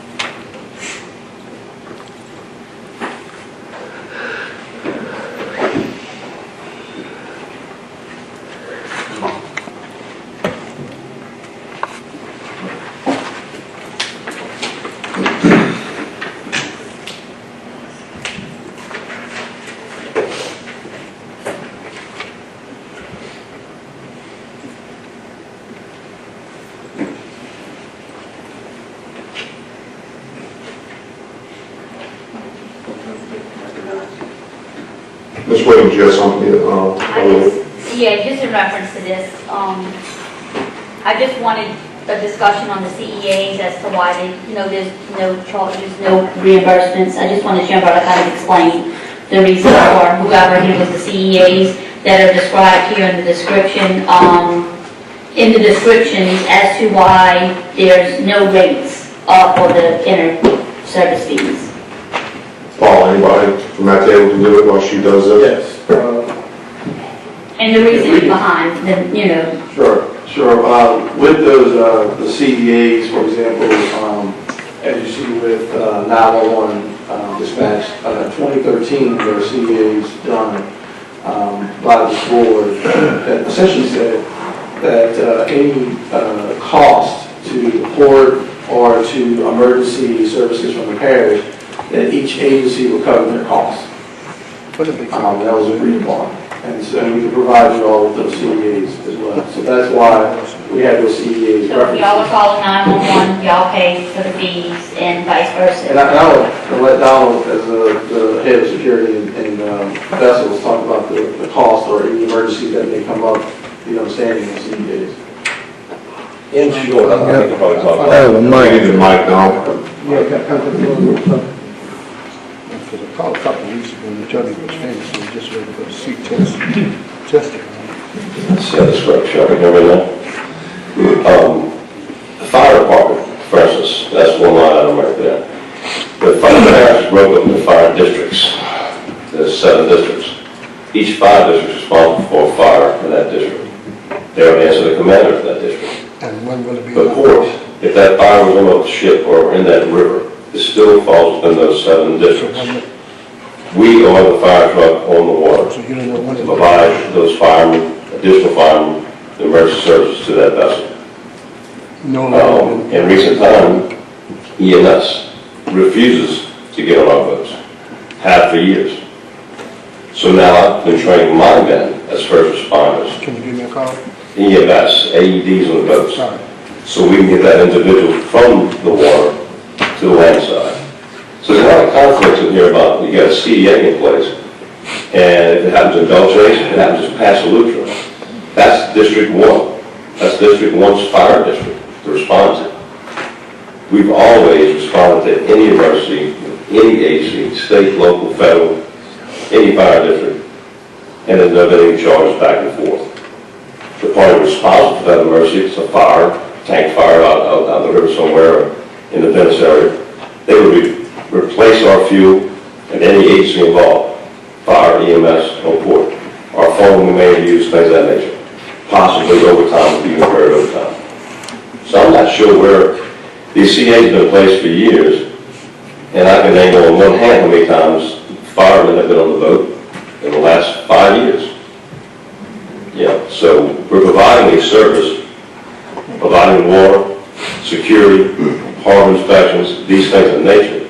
There's no additional burden to that fire department. They don't purchase any additional equipment or employ any different personnel to accompany the port to a scene. So if you have any questions, we all work together on emergency. In addition to emergency, the port is constantly called on to take our vessels and go to Port Ease and different places for PPG. But before we get into that, let's just finish with the first question from Ms. Williams. Okay. That answer? Yeah, I just wanted an explanation as to the reasoning behind, no reimbursement. So, thank you, Don. Thanks. Mr. Russo? Yes, while I appreciate your comments and understand what you're saying, we don't have a fire every day or every hour either. There has to be some type of scenario for overhead to be able to man these fire stations on a 24-hour, 7-day-a-week scenario in case it does happen. And while I appreciate the silo that y'all have built in that department over there, there still exists a need for fire department and EMS in this parish that could respond to if Sandy gets his head in the wreck down the street. The EMS is going to be here. Do we say, no, he's a port employee, we don't pick him up? I'm not saying that at all. Well, let me finish before you jump back on here. So, I don't know what you're saying, but what I heard you say was that, the parish does not get on the boat very often, and that, you don't need them, they don't buy equipment. Well, all of that doesn't really make a whole lot of sense when you're trying to keep the 24/7 fire department running, and there's overhead there, and that's got to be absorbed. Now, y'all did it for me, the administration did it for me, somewhere you got to meet in the middle, because if not, we blow a $900,000 hole in this budget. Now, I don't know how many of the state is going to be able to fill that hole, but there's got to be a compromise somewhere. And just because you don't think that the fire department or the EMS responds properly, we probably agree with the EMS side of that. And that's an administrative problem. But we're here for a budget issue, and we have to fix this budget. And I have confidence in this finance director that the formula he has put together is very fair and needs to be adopted. Now, I'll probably come up on the short end of that vote, as I usually do when I deal with you guys, because you got the horsepower sitting over there that you can get the votes. But is it fair? Absolutely not. If I may, and just to be clear, Mr. Russo, the fire department we work with all the time. There's nothing there. The only thing I said was EMS would not give them a vote. That used to be the policy, they'd give them the vote with us and assist getting that injured individual. Fire department we work with day in and day out. We work fine together, along with Coast Guard and all other agencies. If I may, from the CEA 911 from August 2013, section 7 of it says, whereas both the parish and the port shall bear their own respective costs in effectuating this CEA to maintain the security and protection of life and property in areas within the jurisdiction of the port and Plaquemines Parish. And so that's why we needed that. If we have any costs that incur to us, we will not charge the parish, and then also the parish will not charge the port. And that's in the CEA voted by the board August 22nd, 2013. And I was finding that the charter trumps that CEA, and we have the authority to move money from district to district. And I would say that this body needs to stand up today and decide what it's going to do. Mr. Latale? I'm done. He asked all the stuff I need to discuss. All right. We got to have a presentation on the, I'd like a chance to respond from the administration. I know you're ignoring me. no, not ignoring you, I didn't see you in the queue. See this little button in the front there? I did several times. Well, sir. You cut me off last time, and intended to ignore me. Give it again, the one that says, On behalf of the administration, Mr. I need President, you to hit the, that's all I'm asking you to do is hit the button. is the button not flashing? It's flashing, that means you gotta hit it. It's not showing on us. It's not showing. Hit the microphone. I don't know what to do. Just help me out there. I just want the president to be around to do that. Button's flashing. All right, you're on now. You were blocking me as you were last I'm time. gonna sit in I mean, and you cut me off last time, Mr. Chairman. So I know you got your special project that you're working on. What is that? The problem, this special district, and the fact that it's all about choices. And we can provide fire, Mr. Surtaz has this district contributing only 7.5% of the cost of providing fire to our constituents. Only 7.5% of the cost of ambulance to our constituents. And through the list.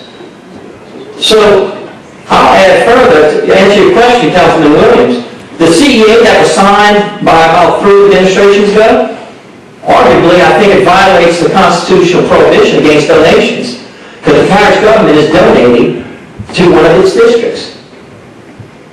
So, it's like Councilman Russo said, are we going to provide, how are you going to prioritize things?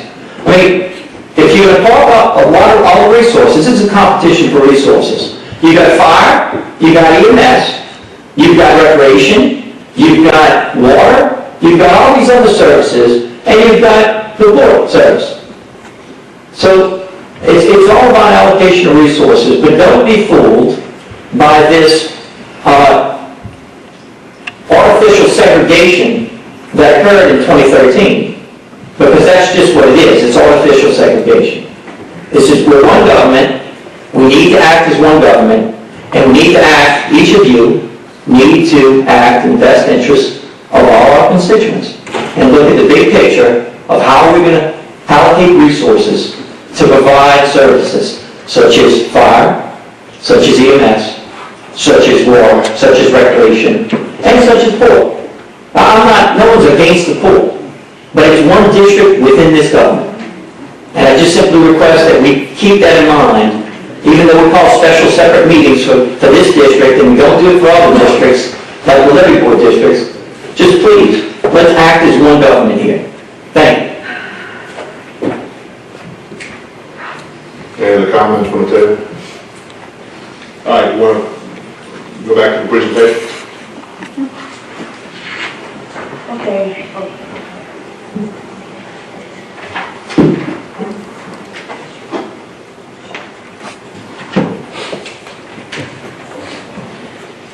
So after meeting with Mr. Surtaz and the executive staff and the court, discussion with the chairman, we proposed the following expense schedule.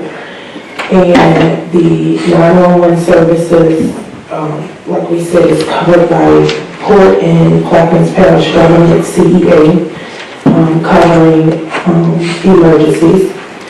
The civil service, we propose that we base this rate on a $350 per employee rate, meaning as the port get larger, their expense as well for managing the employees, the portion that civil service handles will increase as well. We propose a 15% of the council's budget, 15% of the council secretary's budget, and the emergency preparation that is covered by the CEA for the emergencies. The parish carrier, we will no longer use for services beginning January 1st of 2018. In 2017, it includes a cost, and that is in the proposed amendment we discussed earlier. Telecommunication, we propose a $100 an hour rate, and that's based on 24 meetings a year and 2 hours per meeting, and that covers our portion of the regular scheduled board meetings and the committee meetings, port committee meetings. Firefighting ambulance services covered by the emergency CEA. So based on the budget, we also, based on the council's budget, we excluded about $52,000 of expenses. And basically what that was, there was an $8,000 televised meeting budget line item in the council's budget, travel, mileage, and training. All of those expenses are usually covered through the port's budget. We pay for our own televised meetings, and we also reimburse from our budget and our funds for the council's travel, mileage, and training. So we took the proposed budget that was provided by the parish via the website, and I plugged in those figures for the council and the secretary. So that is where the 999 figure comes from, and the 164. And we allocated our percentages. Now this will be amended based on amendments to the parish's budget.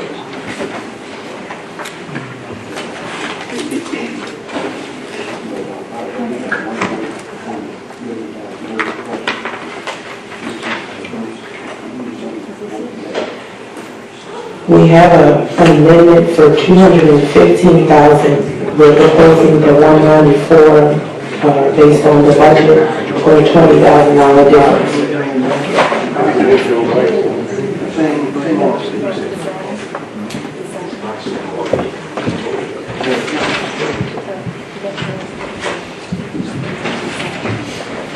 All right, any questions on that?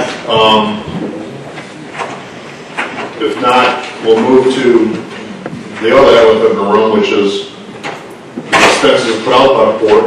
So we'll put that up and we'll compare those two.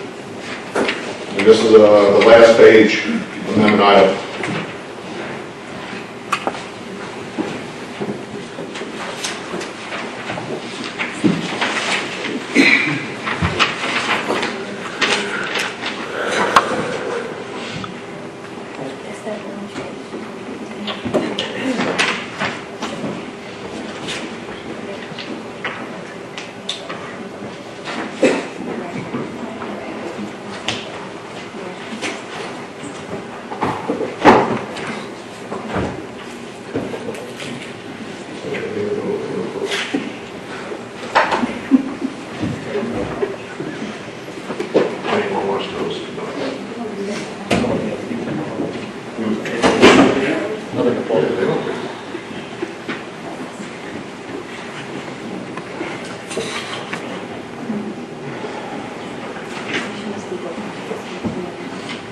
If there are any of the departments that are here for the 2018 PPG proposed budget, that's going to convene after lunch.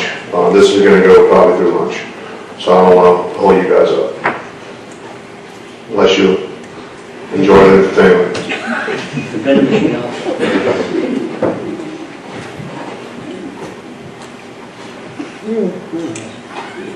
All right, so we got this up. You have handouts on that, or can you put it on the screen? I got it, thank you.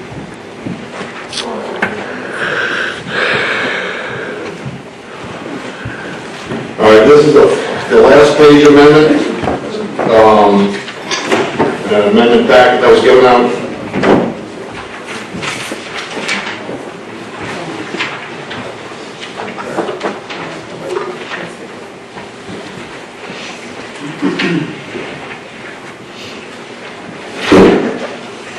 Can you give the president one, please?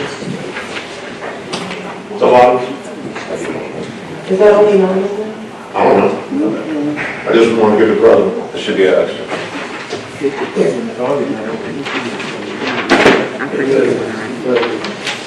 Run, show you. Got it. I'm not sure.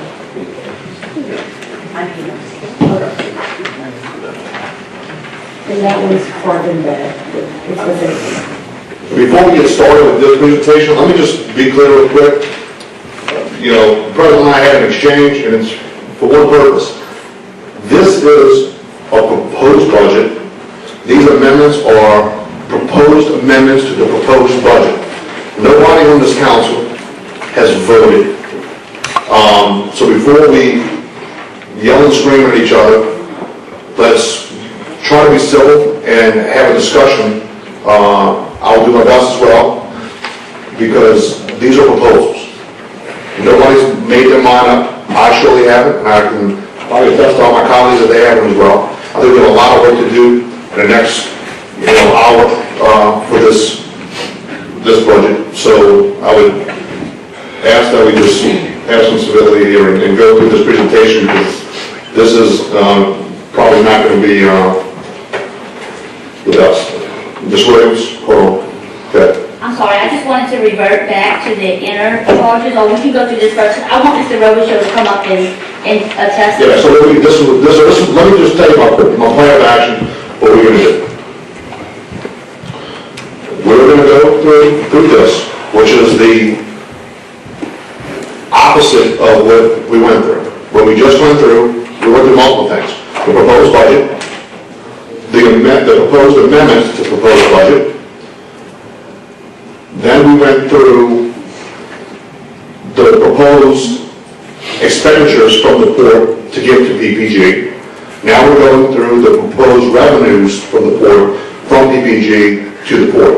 So after we get all that on the table, we'll revert back to whether or not we agree on the budget, excluding these two items, the amendments, excluding these two items, and then we'll get into these two items, which are the crux of pretty much the entire budget and what this debate's going to be about. So if everybody's fine with that, do you have any objections to that on the table, or is that, okay, with none, Ms. Chiambro. Okay, what's presented here on the screen is the port's fee schedule for vessel usages. Mr. Cormier mentioned earlier during the emergencies that he felt that there was a donation made, but in fact, when responding to emergencies, the port as well incurs overhead costs and costs to respond to emergencies. So this is basically the fee schedule based on each vessel and what it costs for us per day? Per hour, I'm sorry. So this is the fee schedule per hour by the vessel, whether that's the airboat, the Authority 3, what it costs for us to be underway, and what it costs for us to be on standby. So basically what we did, throughout the year in 2017, the board responded or provided services to some of the PPG's different departments to do different tasks. Basically, what the 2018 proposed revenue of $195 consists of is the actual cost for ferry monitoring. And I'll let Mr. Durr, All right, just do this, Ralph. Give us, we all know the 195. Tell us exactly where that 195 is. Okay, the 195. The port provides services to PPG outside of the port's functions, maybe the operation functions. Correct. The port is currently providing PPG with ferry monitoring services.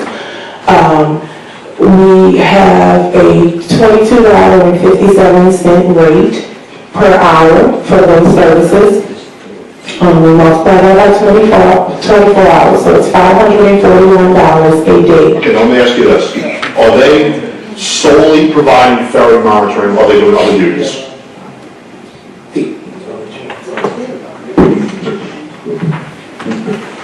Now, explain to us the ferry monitoring and the Coast Guard regulation just briefly. Back in June, I was invited to a meeting and we're going to shut ferries down, north and south. U.S. Coast Guard was shutting them down because they did not have personnel standing by on both landings 24 hours a day to guard the landings and gate them, fence them, and while the ferry was in operation even, when the vessel left the West Bank and went to the East Bank, they had to provide a person, a guard, or somebody on that landing. Okay, let's just clarify the word standby, because when we hear standby, we're thinking people that perform other duties, and when needed, they respond. So that's standby. You're talking about having an actual person, not on standby, but there. That's what the U.S. Coast Guard requested, an actual body on each side of the landing. 4 locations. That's correct. 4 landings. So you provided your personnel to provide that? I was invited in June to the meeting. We came to negotiate with the Coast Guard. Port has all these cameras out there. I said, how about, we're already monitoring it.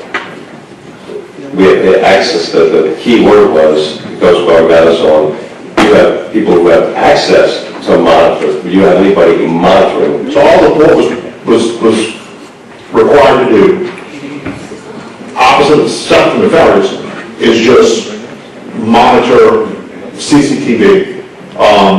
We purchased equipment, have our IT department install equipment. So in your negotiations with the Coast Guard, you guys said instead of having 4 personnel at each ferry landing, we already have CCTV set up, or we can install it, and the port will monitor and relieve the PPG from those duties. PPG does it Monday through Friday, while their ladies in the office, they have access and have a monitor. We bought it, paid for it, paid to install, paid to train their personnel, all our port monies. At this point, 24 hours a day came into play, when the ferry's not even running. I said, okay, I have men that are on standby, the term was used earlier, and there's 2 of the vessels there. I have somebody monitor that monitor. Somebody has to be sitting there monitoring. So I have the newest folks I have there, they monitor it. So far, that is not 100% yet. They've come back and did a couple of tests.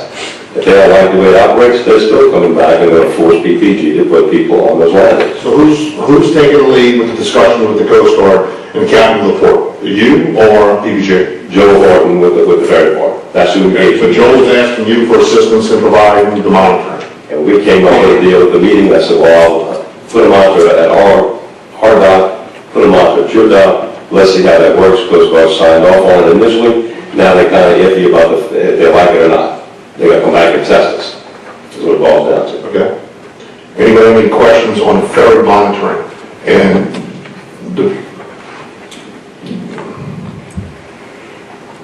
Mr. President. Yes, Mr. Chairman. I'm glad that this was brought up because in the name of this district, it includes harbor and terminal districts. Terminal districts, so that everyone in the audience will know, includes ferries. So this is what I was referring to earlier, that just in 2018 alone, PPG will be paying for 2 duties that should fall underneath this district.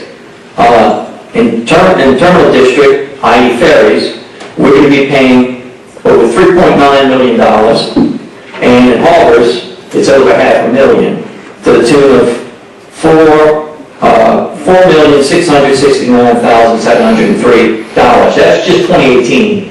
Now, we've been doing that every year, and we don't have a problem doing this. This administration does not have a problem working together. But what we want is we want a fair allocation of resources. And that's the goal here, because we're one government. And this has been going on every year, from 2013 forward, even before then. So it's not just over $4.5 million this year. It's millions every year. And that's all we're looking for. This is, budget hearings are about how we're going to allocate resources. And I ask that you take that big picture into your deliberations as to how we're going to allocate resources, because we're one government, and if you give more money to one district, it automatically means you're going to take away from other districts. And so we need to all work together and keep that big picture in mind. Thank you.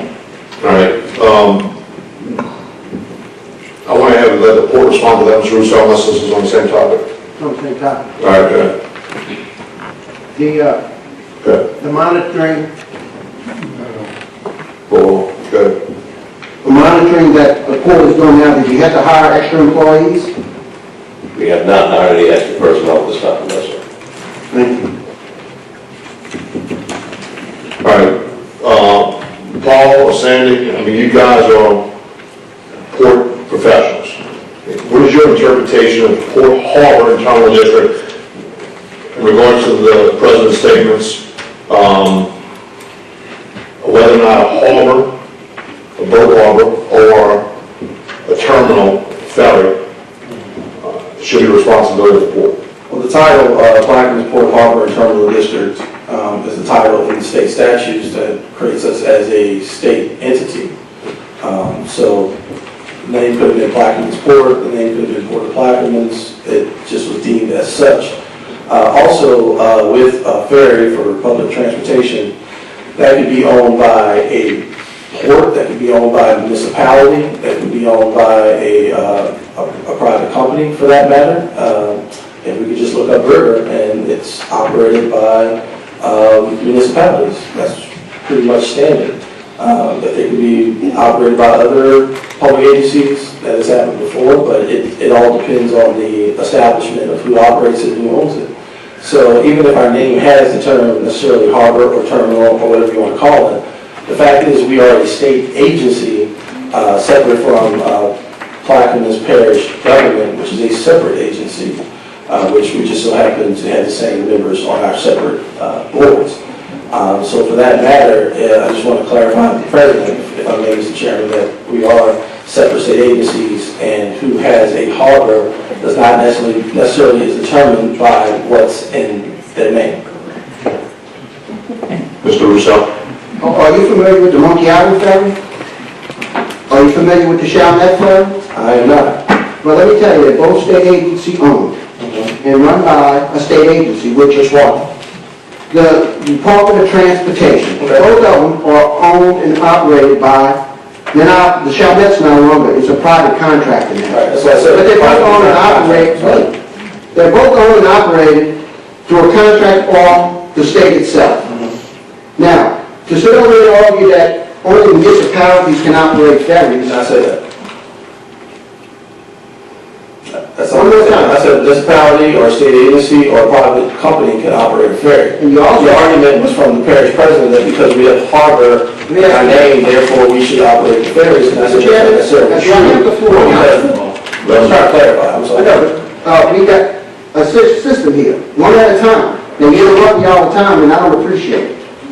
Okay? So, I'm going to go back to what my statements were. That you can consider the port a state agency. Okay? The issue is that if we decided, this body, to put the ferries under the Port Authority, I can support that. I cannot support his position of putting boat harbors under the Port Authority, because they're not on a deep water route. The World Trade Center was owned by the New York Port Harbor. So this charade about, you can't touch this because we're a port and a state agency, I can't buy.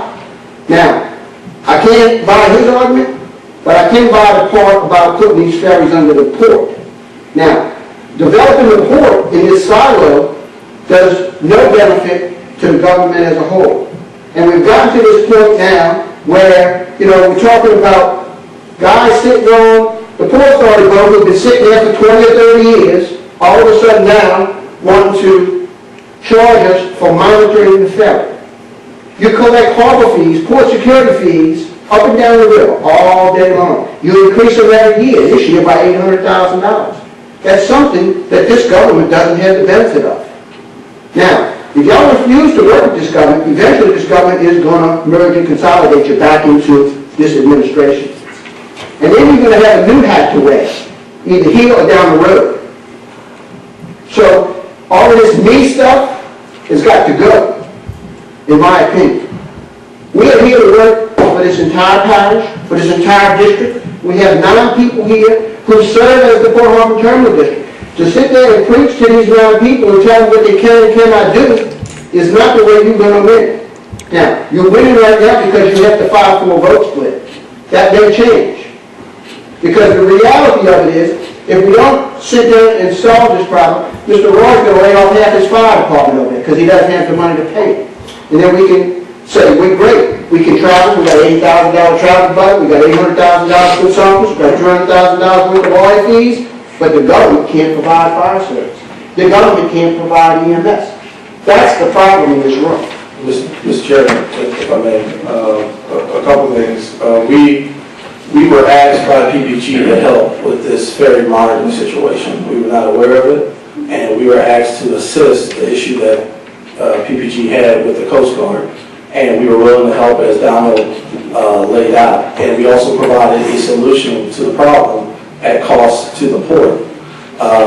Frankly, all we're doing here is just trying to make sure that everything is above board that if there necessarily needs to be a CEA with these interagency fees and what have you, but we're trying to do the best that we can to work with PPG every way we can. So I just want to make that very clear. And it simply just goes back to whether it's DOTD that may own it, a private company, a municipality, a port, what have you, that is just where it is. But we have gone out of our way, I think, to help PPG. However, if there is a concern by PPG that are certain services that they provide to the port that we should pay for, and we've looked at it and agreed on some of them, then I think it's only fair that we should look at what we provide and also any services we render to the parish, and that it's reciprocal. But we have always worked under the idea that if there's something that the parish needs help on, that we can help, services that we can provide, we're more than willing to do that without asking for funds back.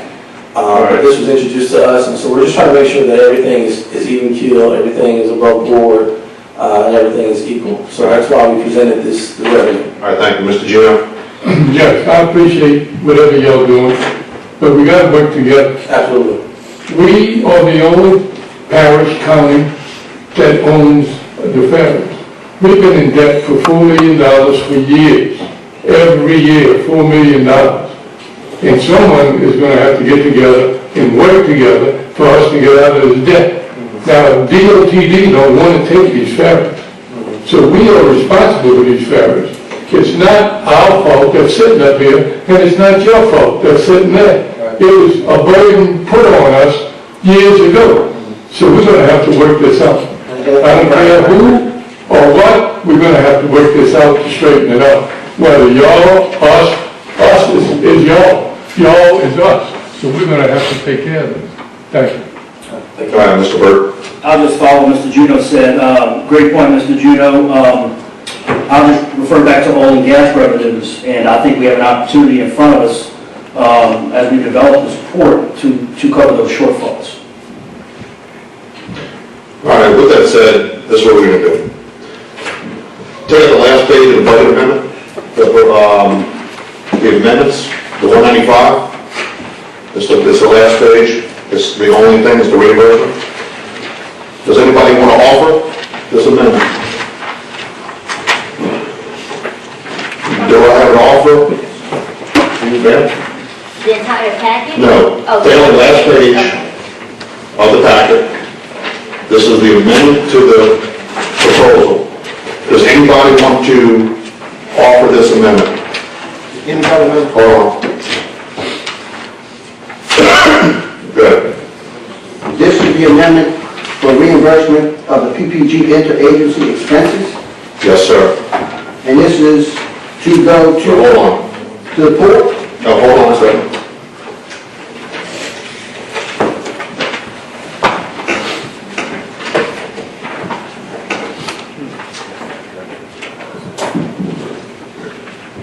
Just make sure this is revenues from the port, right?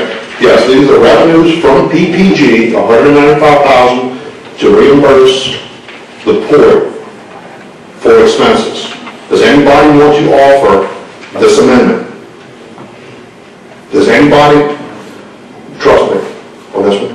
Yeah. Does anybody want to offer this amendment? Does anybody want to offer this amendment? With that, this amendment fails.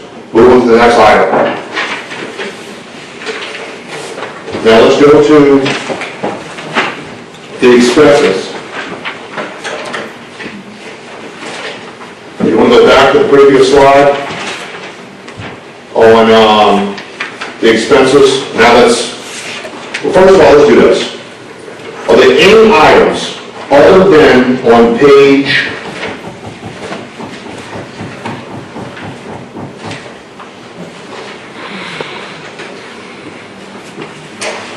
576. hold on, what else we put it with?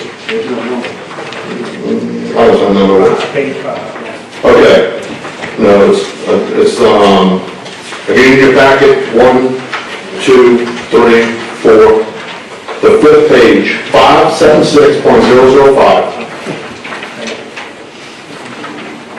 Are there any issues with any other item besides that item amendments. So we're looking at about 10 pages of amendments. Does anybody from the table have any issues on any of those items besides that particular item? None? Okay, with that, we're going to discuss just this. What I would like to do is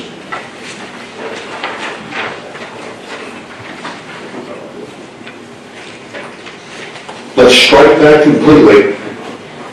Let's get this over with. Take that completely out. We're going to do that by itself. We're going to take everything else in global. Which one, Mr. Chairman? The 215,000, Chair Rochelle, please. Okay. Take that one out. We're going to vote on everything else in global right now. And then we're going to get back to that business.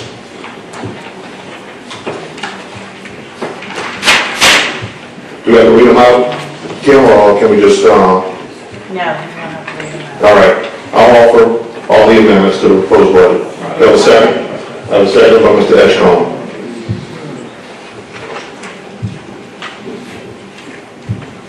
Call for a vote, please.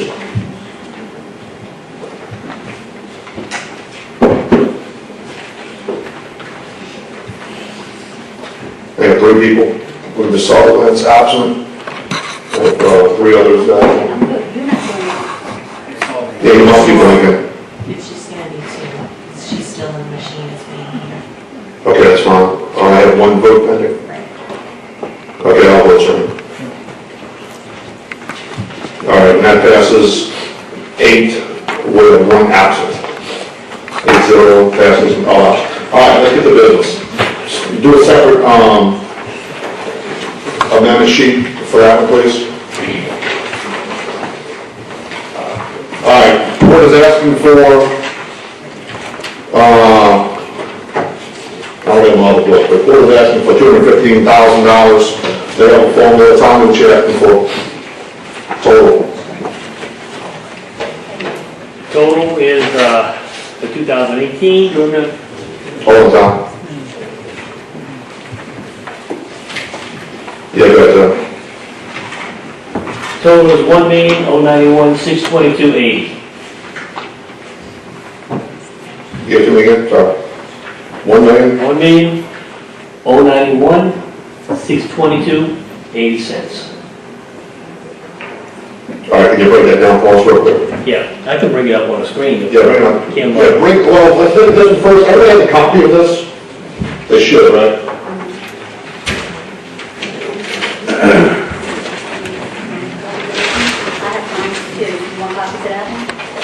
If you got copies too? Yeah, I actually got 1 copy, but I had a couple copies of it. I can make it. Yeah, John, please, make, what Tom has got.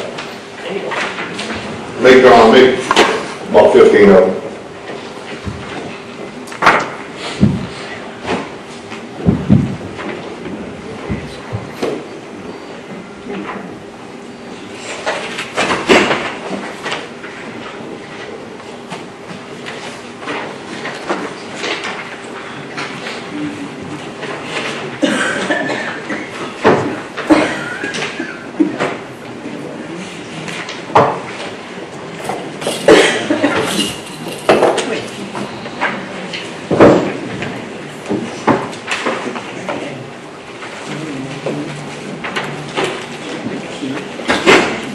This is gonna be fine, guys, you don't have to stand back that way. Making us all nervous. I'm making you nervous? You got a ranger sitting next to you, so I think you're fine. I feel very...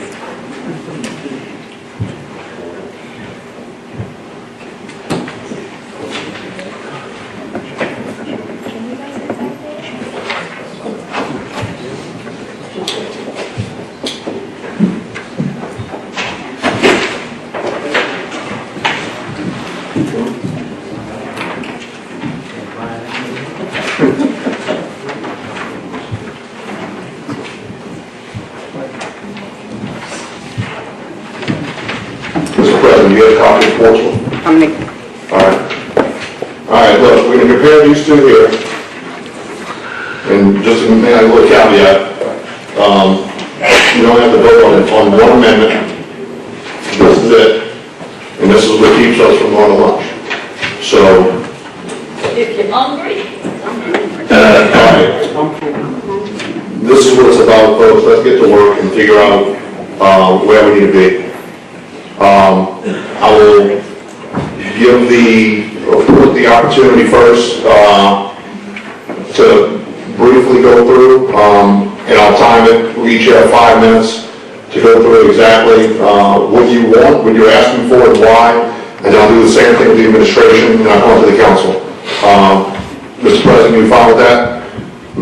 Director, you fine with that? All right, let me figure out this time that works now. I got it.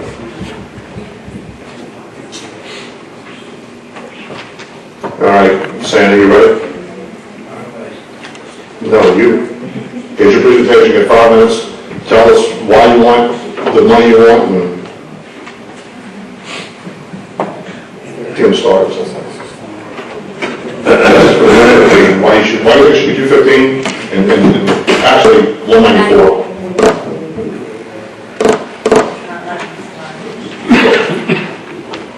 Can you try that?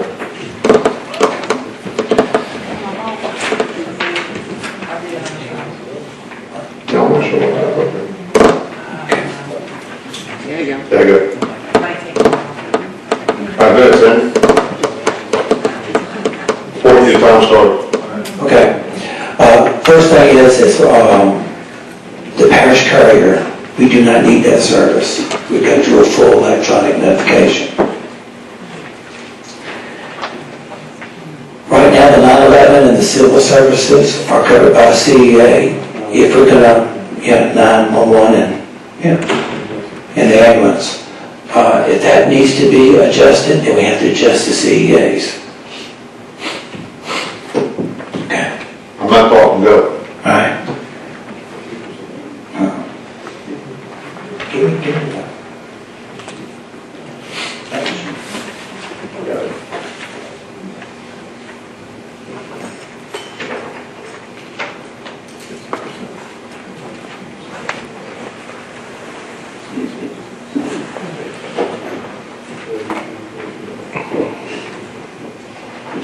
You're only 4 minutes, guys.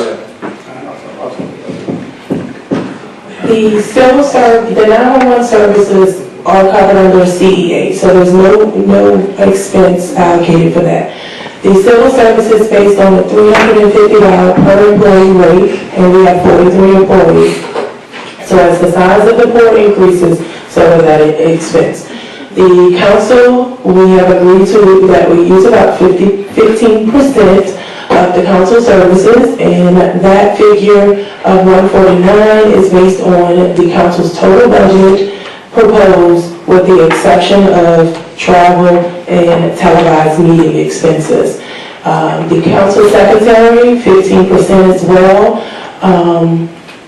Emergency preparation is covered by the CEA. The parish carrier for 2018 will no longer be needed. The telecommunication is expensed at a rate of $100 an hour, 24 meetings, and 2 hours per meeting throughout the year. So a total yearly cost of $48.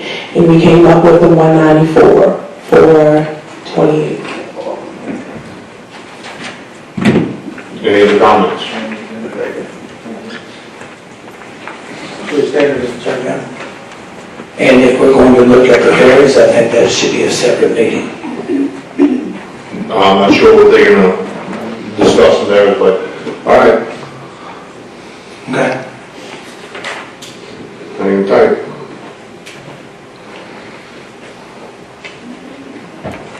Mr. President? I'll begin by, so much to address, but I'll begin by inviting Chief Roy Robichaux, but just briefly before he does that, I'll let him go first. You got 5 minutes total. To explore on the services that we provide. We do provide all firefighting services for the port. If it goes aboard a vessel, the port provides defensive services, we provide offensive services. We're part of the district, the Coast Guard District Marine Firefighting Task Force. We meet on a regular basis, we train with the port. We provide inland service where we go aboard vessels with them, get patients off and bring them in and then transport them to the thing. I would caution the port to look at the lawsuit from years ago when the fire departments and EMS was part of justifying their tariff in the lawsuit with the Steamship Association. Because we were a big part in justifying the services that we were providing. And I'll answer any questions, but I don't want to take too much time. What were the questions, Tom? Thank you, Chief, and Chief Parker, great point. And with all due respect, Mr. Matthews, I don't know where you're from, but I'm from here, and the state, an allegation was made that the port's a separate state agency. Come on, Mr. Rousseau. We got... Go ahead. Go ahead. No, you're wasting time. We have time, Mr. Permit? No. Alright, got me on? Yeah. Alright, first of all, 911 services was based on 15%. They said that, you know, we should be paying labor only. That's what we came up with $72,000. Civil service was based on the amount of employees. I think they came up with a daily rate, I think it's close to the same, but that's the way we came up with ours. It's a 25% rate. This is where the big difference is. A 25% rate for the council, whereas they're proposing 15%. We propose the same rate for the council secretary, 15%. Emergency preparedness, we had it as 5%. Parish courier at 5%, and telecommunications setup meetings at 2.88% of what of the total telecommunications budget. Firefighting and ambulance service, we requested 7.5% of their total budgets for 2018. This is off 2018 proposed budget, and coming up with a total of what I said before, 1,091,622.80. You guys have a couple minutes left. You want to continue, or you want to just leave? Yes, and to further elaborate on the point of the tail wagging the dog, the proposed budget that I submitted was a total of about $39 million. This district, one district within this government, is over $34.5 million. And we provide, as you all know, where the services come from to our constituents. You guys done? Yeah, that's all I have, unless you got any questions. All right, thank you guys. That gives an overview from both sides. Now we're going to open up to the table for questions to either. Let's try to keep it, once again, so we can take that display, the top display off camera. All right, everyone gets in the queue. I'll open up to the table for questions. All right, with none, we're at spot that. All right, Mr. Burke. Could someone from the administration please define political subdivisions of the parish as stated in the charter? What I'm referring to are the other taxing districts. Plaquemines Parish Sheriff's Office, the Assessor's Office, Hospital District, School Board, etc. And I know this is just I don't disagree with some things that are being said here as far as who's responsible for what. But I think if we're going to go after one district, let's go after them all. A great question, Councilman Burke. In section 1.01 of the charter, the last sentence states, no provision of this charter shall apply to or be construed as applying to any municipalities which may be incorporated within this parish, which has not happened, nor to the powers and functions of the parish school board and the offices of sheriff, clerk of the district court, assessor, coroner, district attorney, and district court judges.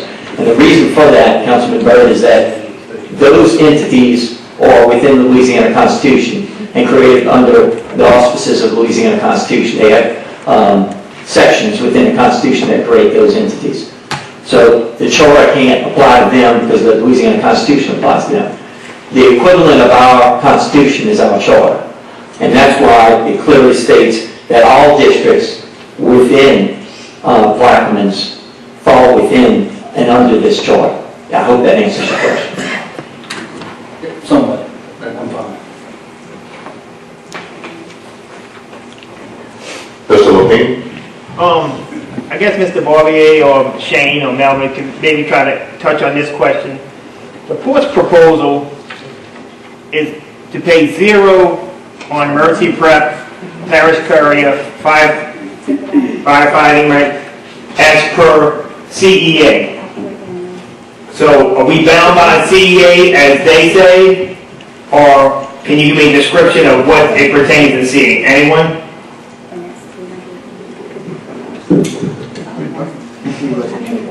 We're discussing it?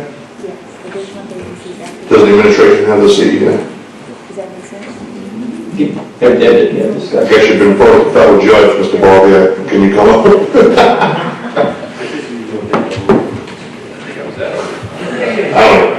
I didn't say it.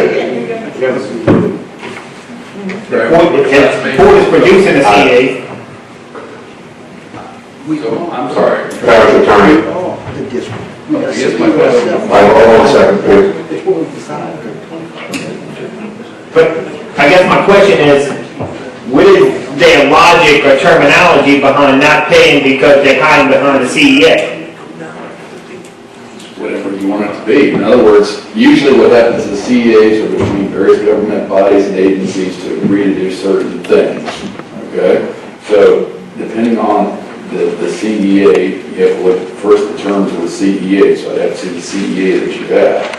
Because when we speak about districts and sub-districts, basically anything that falls under your authority as a council, i.e. a sub-district as the parish president listed, one of those offices that isn't separately created, so you're not, that CEA is whatever you want it to be. You don't have to budget it, you can budget it.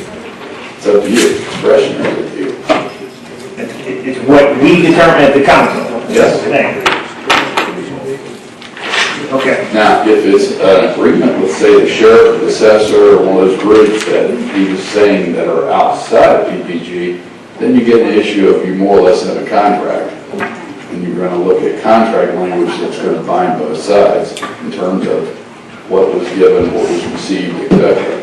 But I think you have to differentiate that for anything that's under PPG. Okay. Just trying to get some clarification. Mr. Chairman. That answers that question. But if you want to look at any particular CEA, obviously give me the CEA, let me look at the language of it, and I can answer that. I don't have it. They say they have it. You also say we don't have it. Yes, it is. Yeah, 2013. Yeah, we have one. If I may. You guys created the last council. Okay. Let me take a look at it. All right. Yeah, take a look at it, Peter, while Paul. Well, I just want to clarify, as we talk about subdivisions, in the Louisiana Revised Statutes 34-135, Chapter 8 about Plaquemines, Port Harbor, and Terminal District, it states, this is state, the creation of the Plaquemines Port Harbor Authority created as a public corporation and political subdivision of the state of Louisiana is hereby included, and such as authority is constituted a Port Harbor and Terminal District pursuant to Section 31, Article 14 of the Constitution of the state of Louisiana. So, I mean, we are a state agency. I mean, there's no getting around it. We are a state agency that was created by the state legislature. So, if there's some confusion about that, I just wanted to make that clarified, that's all. All right. I've got to address that. I know you do. The history here is quite enlightening, and I will speak as an attorney here because when I was parish council attorney, I addressed this issue, we litigated this matter. That statement's contrary to the judgment Judge Cannella issued, it's contrary to the charter, it's contrary to several other documents, and even in the state statutes, there is a part of that state statute which reserves the rights, I can't pull it up, reserves the rights to, I think, Plaquemines Parish. It's one of the last parts in the part titled there. So, and I will say this as someone who does have, is licensed to practice law, that's contrary to the precedents in case law and also some of the documents. So we definitely have a disagreement on that. And I say that because it's the people from this parish, of which I'm one, and our forebears who are from this parish, who defended this parish to prevent this parish from being treated like Jefferson and St. Bernard and getting co-opted into a bigger, well, let's speak frankly, into the Port of New Orleans. That's the reason why all districts were incorporated underneath this charter. When Judge Perez did that, it was to prevent us from getting pulled in to and receiving the similar bad treatment that Jefferson received and St. Bernard received. All right, thank you.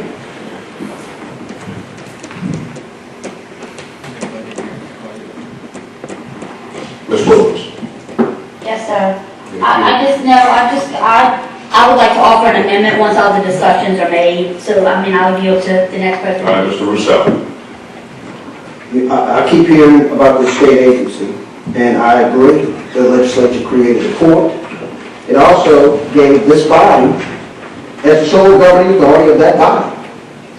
So, we can try to wear two hats all we want. The bottom line is, this is the governing body of the government. This is the governing body of the port.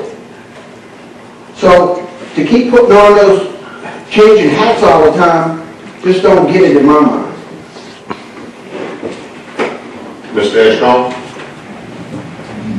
Yes, my question is for Mr. Tommy. The 25%, where did you get that percentage rate from? That was just a number that we came up with. I got with Kim and spoke to her about, Kim Took and spoke to her about, what the percentages we thought should be and how much work, the council did for the port, and how much they did for the, parish. Kim's saying she did 15. Isn't it 15 on that? No, it was 25% of my original. Well, she's My 15 original- for her, the council. It was 15 for the port was, so, and that's the way we came up with it. That was it. It's. So that could be up or down? Exactly. That's not something written in stone. We just came up with a number from what was demonstrated. Yes, sir. And the proposal that came back from the port was 15%. So, whether it's 15 or 25%, Mr. Burke? I've got to ask this question to the parish president. Why so much effort and effort into discrediting the port? Let me finish. It seems like every chance you get, you try to attack the port. Whether it's whatever setting it is, what do you have against the port that all this effort's going into? There's bigger fish to fry out there than trying to discredit the port. I think we need to be working together here, but every chance you get, you try to discredit the port. Mr. President? And Councilman Byrd, I think that you're engaging in a very unfair mischaracterization of my statements here today. What I care about are the people of Plaquemines Parish and the services that get delivered to the people of Plaquemines Parish. And as one united parish, there's limited resources. The taxpayers of this parish contribute the money to all the districts and the parish government. So I care about recreation. I care about fire services. I care about ambulance services. And all the other services that our parish citizens deserve, in my opinion. And so, now, the unfortunate reality is we're dealing with limited taxpayer money. And so, the reason why I call it a mischaracterization, I'd love for their port to exist. It would increase our tax revenue. But the port doesn't exist right now. And I know what is going on with the Harbor Terminal District. We're subsidizing and carrying that load to provide services. And so all I'm asking is for a fair and just allocation of resources so that we all throughout the parish, we all have a fair amount of funding to provide services to our constituents, your constituents and my constituents. Thank you. Mr. Chairman, Sure can. Just a couple things, just a quick question. One, Mr. Chairman, port's been in existence since 1954, and we're the 13th largest by tonnage of the Port District. But I do have a question about the firefighting department ambulance services that say that it's 7.5% used by the port. Is there any documentation of that usage? Mr. Rowe, show you mine.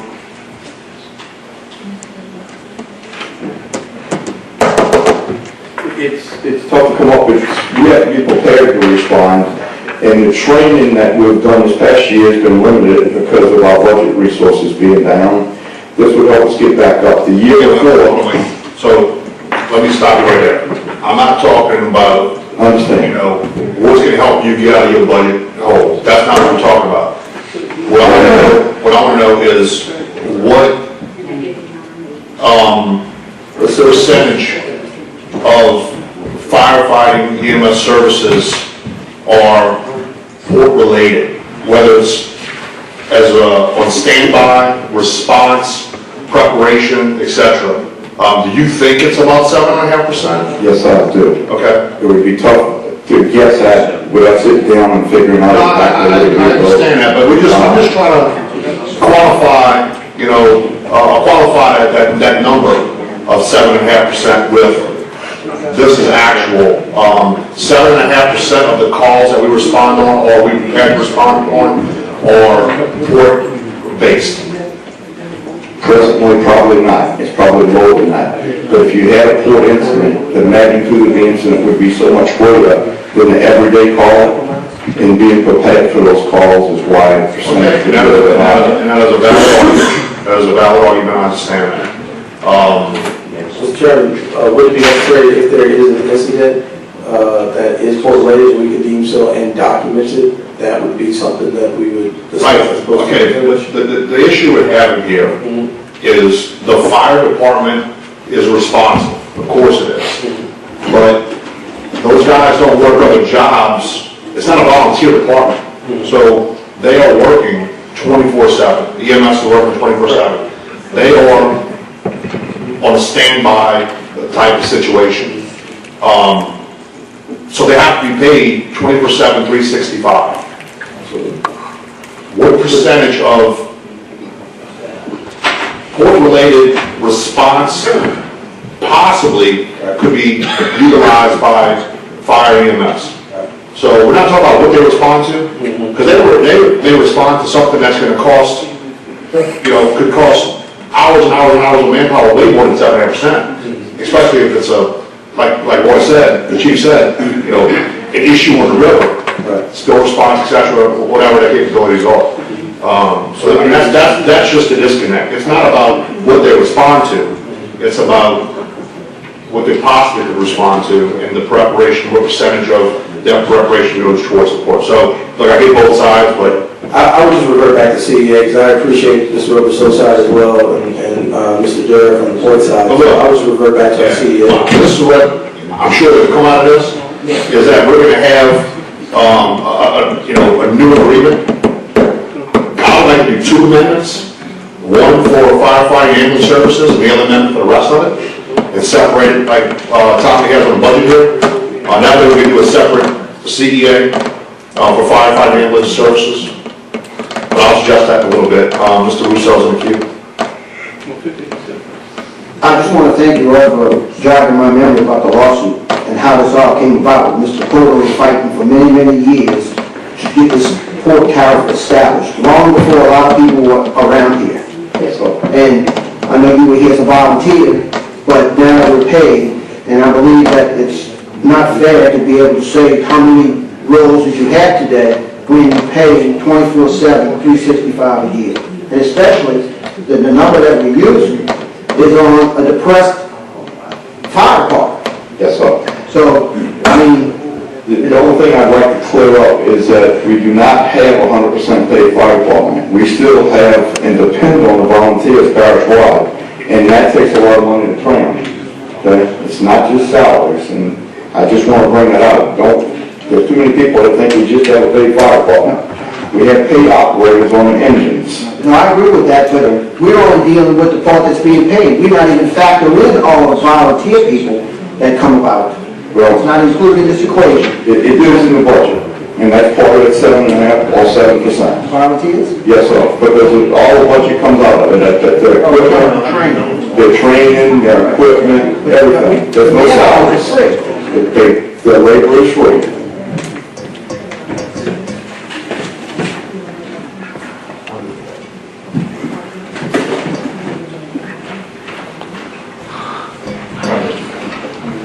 All right, Mr. Robichaud, thank you, Chief. All right, there's nobody else in the queue, so it sounds like we might have an offer for an amendment. What I'd like to do, if it pleases the rest of this board, is to do two separate amendments. I'd like to do one that just includes firefighting and ambulance services as an interagency charge, and then one that includes the rest. So we're doing two separate ones. Yeah, it's broken down on Tommy's sheet. You can bring it up, I gotta put a little adjusted on the side, so you can decide to adjust anything. On the Coles amendment? Huh? Yeah, I got that same sheet, you can bring it up on the screen, and if you want, whatever you decide to adjust, I can adjust the sheet with the total.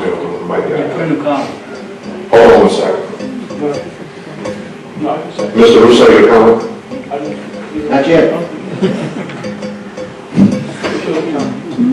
Oh. Hang on. This is plugged in.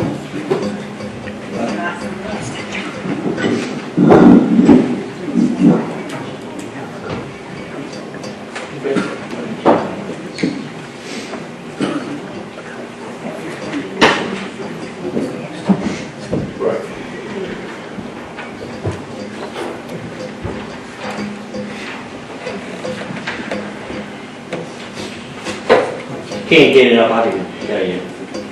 Can Kim pull it up? Tom, you can't get it up?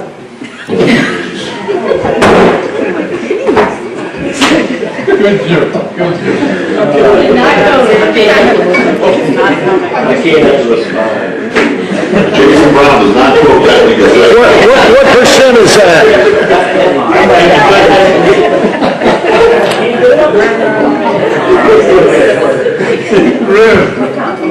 all mics are off. Gotta get this done somehow.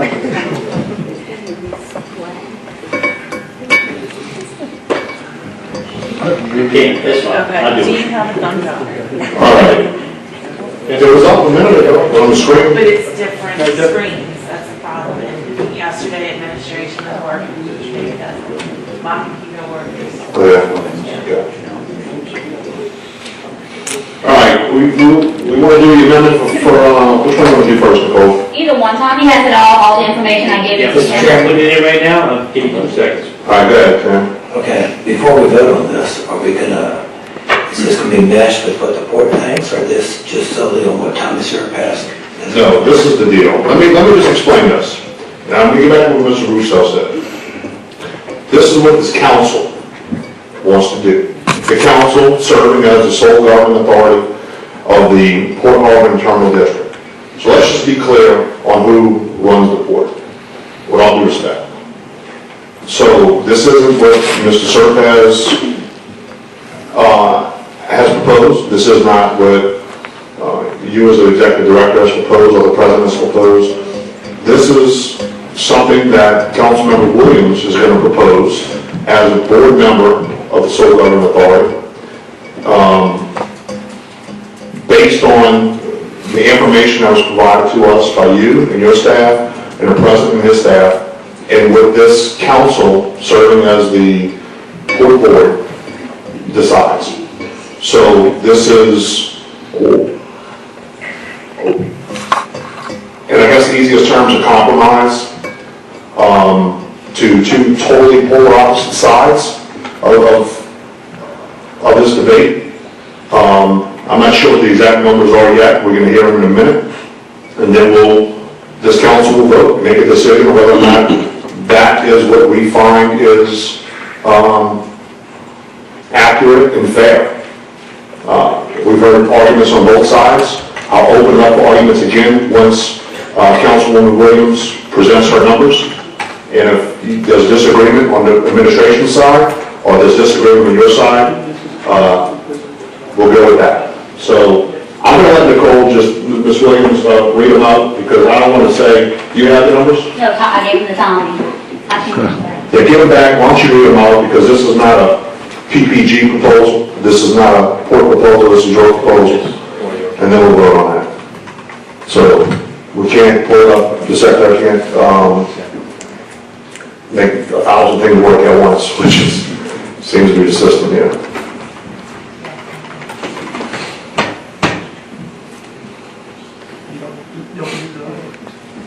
I mean, the reason why we're using Tommy is because he has one of these old school manual calculators, which is proven to be. Yeah. I'm not using that. I did it on my phone. I mean, I just wanted to bring it up. Okay, thank you. Molded.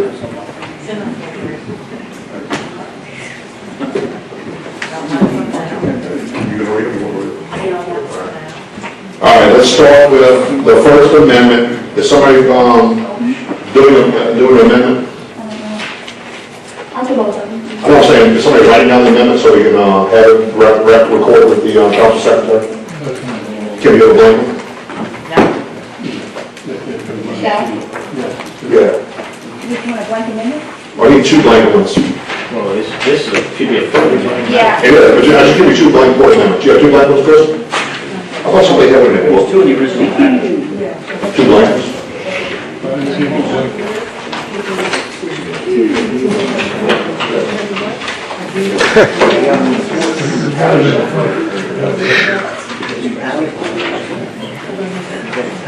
Yeah, here we go. We got one, Chris. Yeah, give me one. You want to see still though? Give me those 2. You got you. All right. Before Ms. Williams does this amendment, I'm just going to give the council secretary these 2. It is Fund 445. Actually, hold on.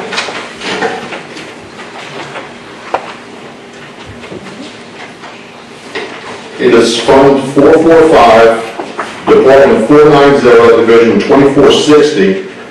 The object number is, we're going to have to change the object number. It's 576.005. If you want to separate it into 2, can we keep it the same? Or we have to add another? It's separated into 2 for, no, the expense number is 576005. Right, but we're going to split it into 2 separate expenses, one for fire and ambulance, and one for the rest. So can we just do 576.005.006? Okay. Kim, you want to write these, you want to share them? No, these ones are, that's the right ones. Yeah, that's on that page. All right, these 2 headings are fine. Cheryl, you want to write those down? Yes.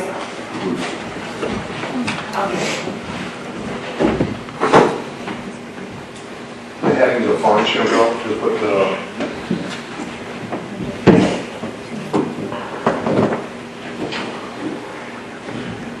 All right, Ms. Williams, let's go with fire and ambulance first. Fire and ambulance services. Okay.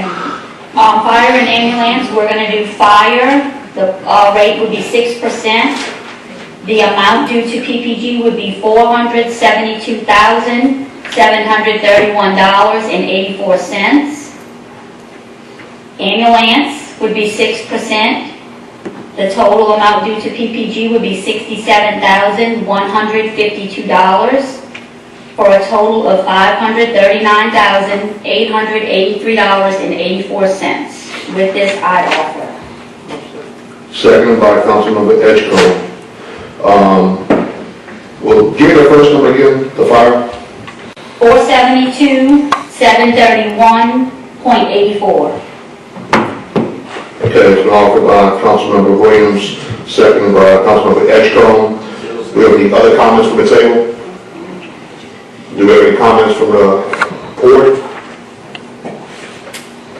Comments from the administration? Comments from the audience? With none, we'll vote.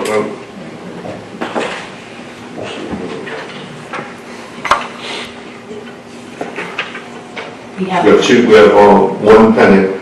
All right, we're good. Let the record reflect, passes 8 with 1 absent. All right. 1 second. Councilmember Williams. Okay, I'd like to offer the second amendment for all the other services. 911 services at a rate of 15%, amount due to PPG, $72,478.50. Say it again, sorry. $72,478.50. Okay. Civil service at a rate of 7.39%. Total amount due to PPG, $17,923.28. Council, 15%. Amount due to PPG, $157,804.65. Council secretary, 15%. $24,606.75. Emergency prep at a rate of 5%. Amount due to PPG, $13,939.70. We're going to remove the proposal of the parish courier since the port does not utilize that service. Telecommunications will be at a rate of 2.88%. for a total of $22,89.02, for a total of $308,841.90. And with those changes, I offer. Mr. Second. Second. Mr. Junior seconds. Any other comments from the table?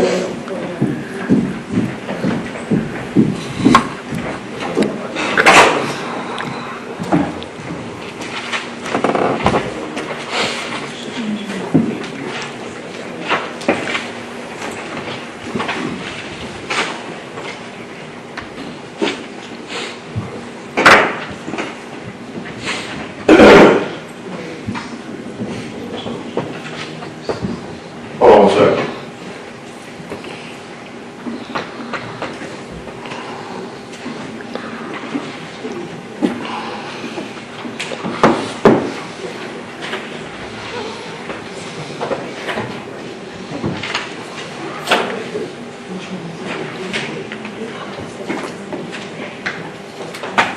Tommy, are we billing the port twice? Is this reflected twice in the budget? In our budget? Yeah, in your budget.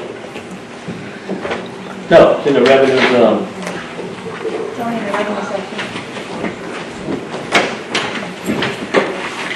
it's in the revenue section on, 3.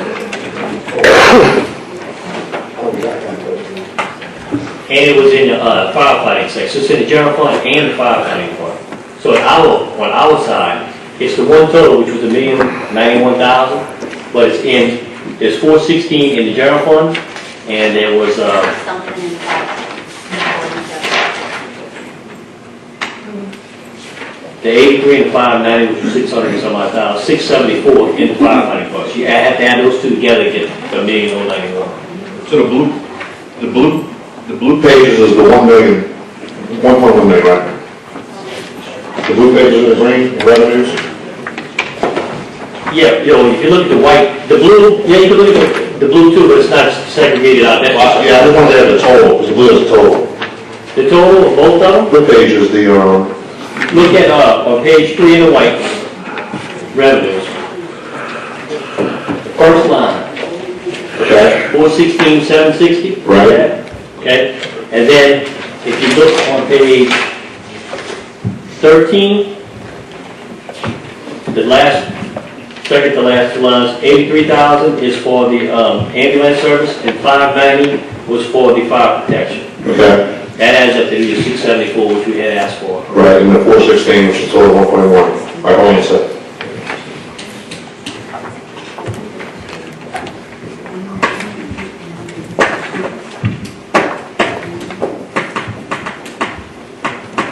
So the difference is 240,000 short.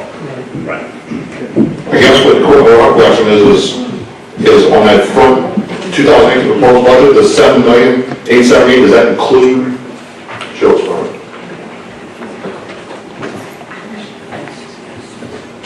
That's the total we got now, right? 48, 75,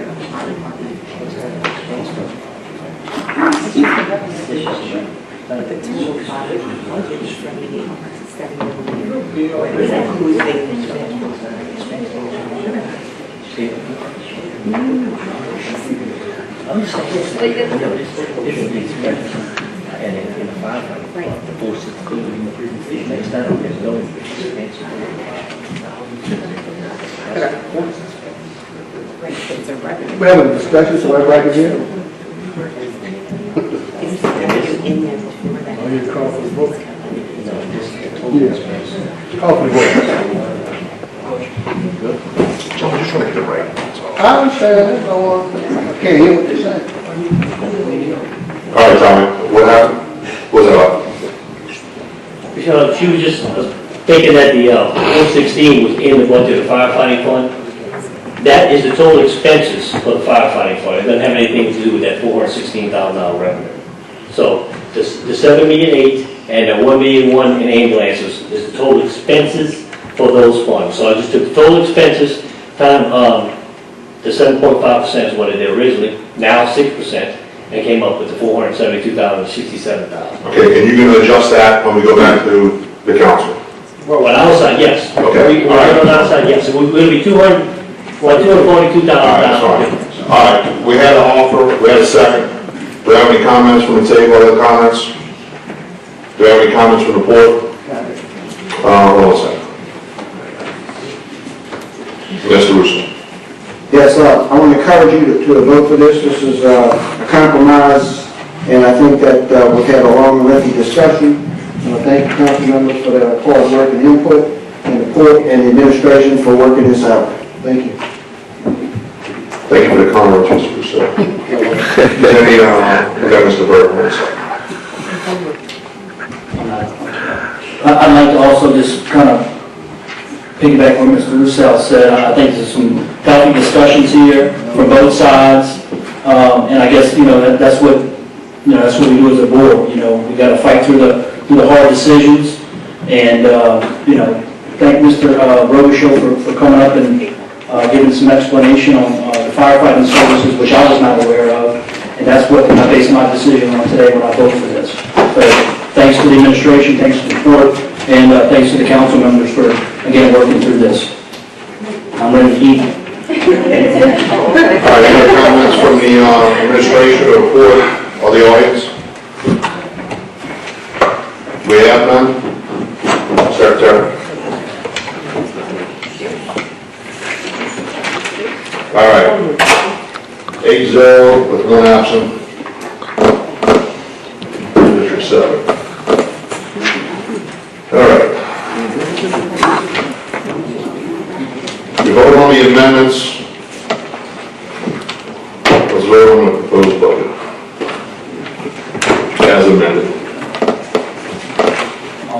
Mr. Burke, as the incoming chair of office. Mr. Edgecombe, seconds. Do we have any comments from the audience or from the table? Report? Nobody? All right.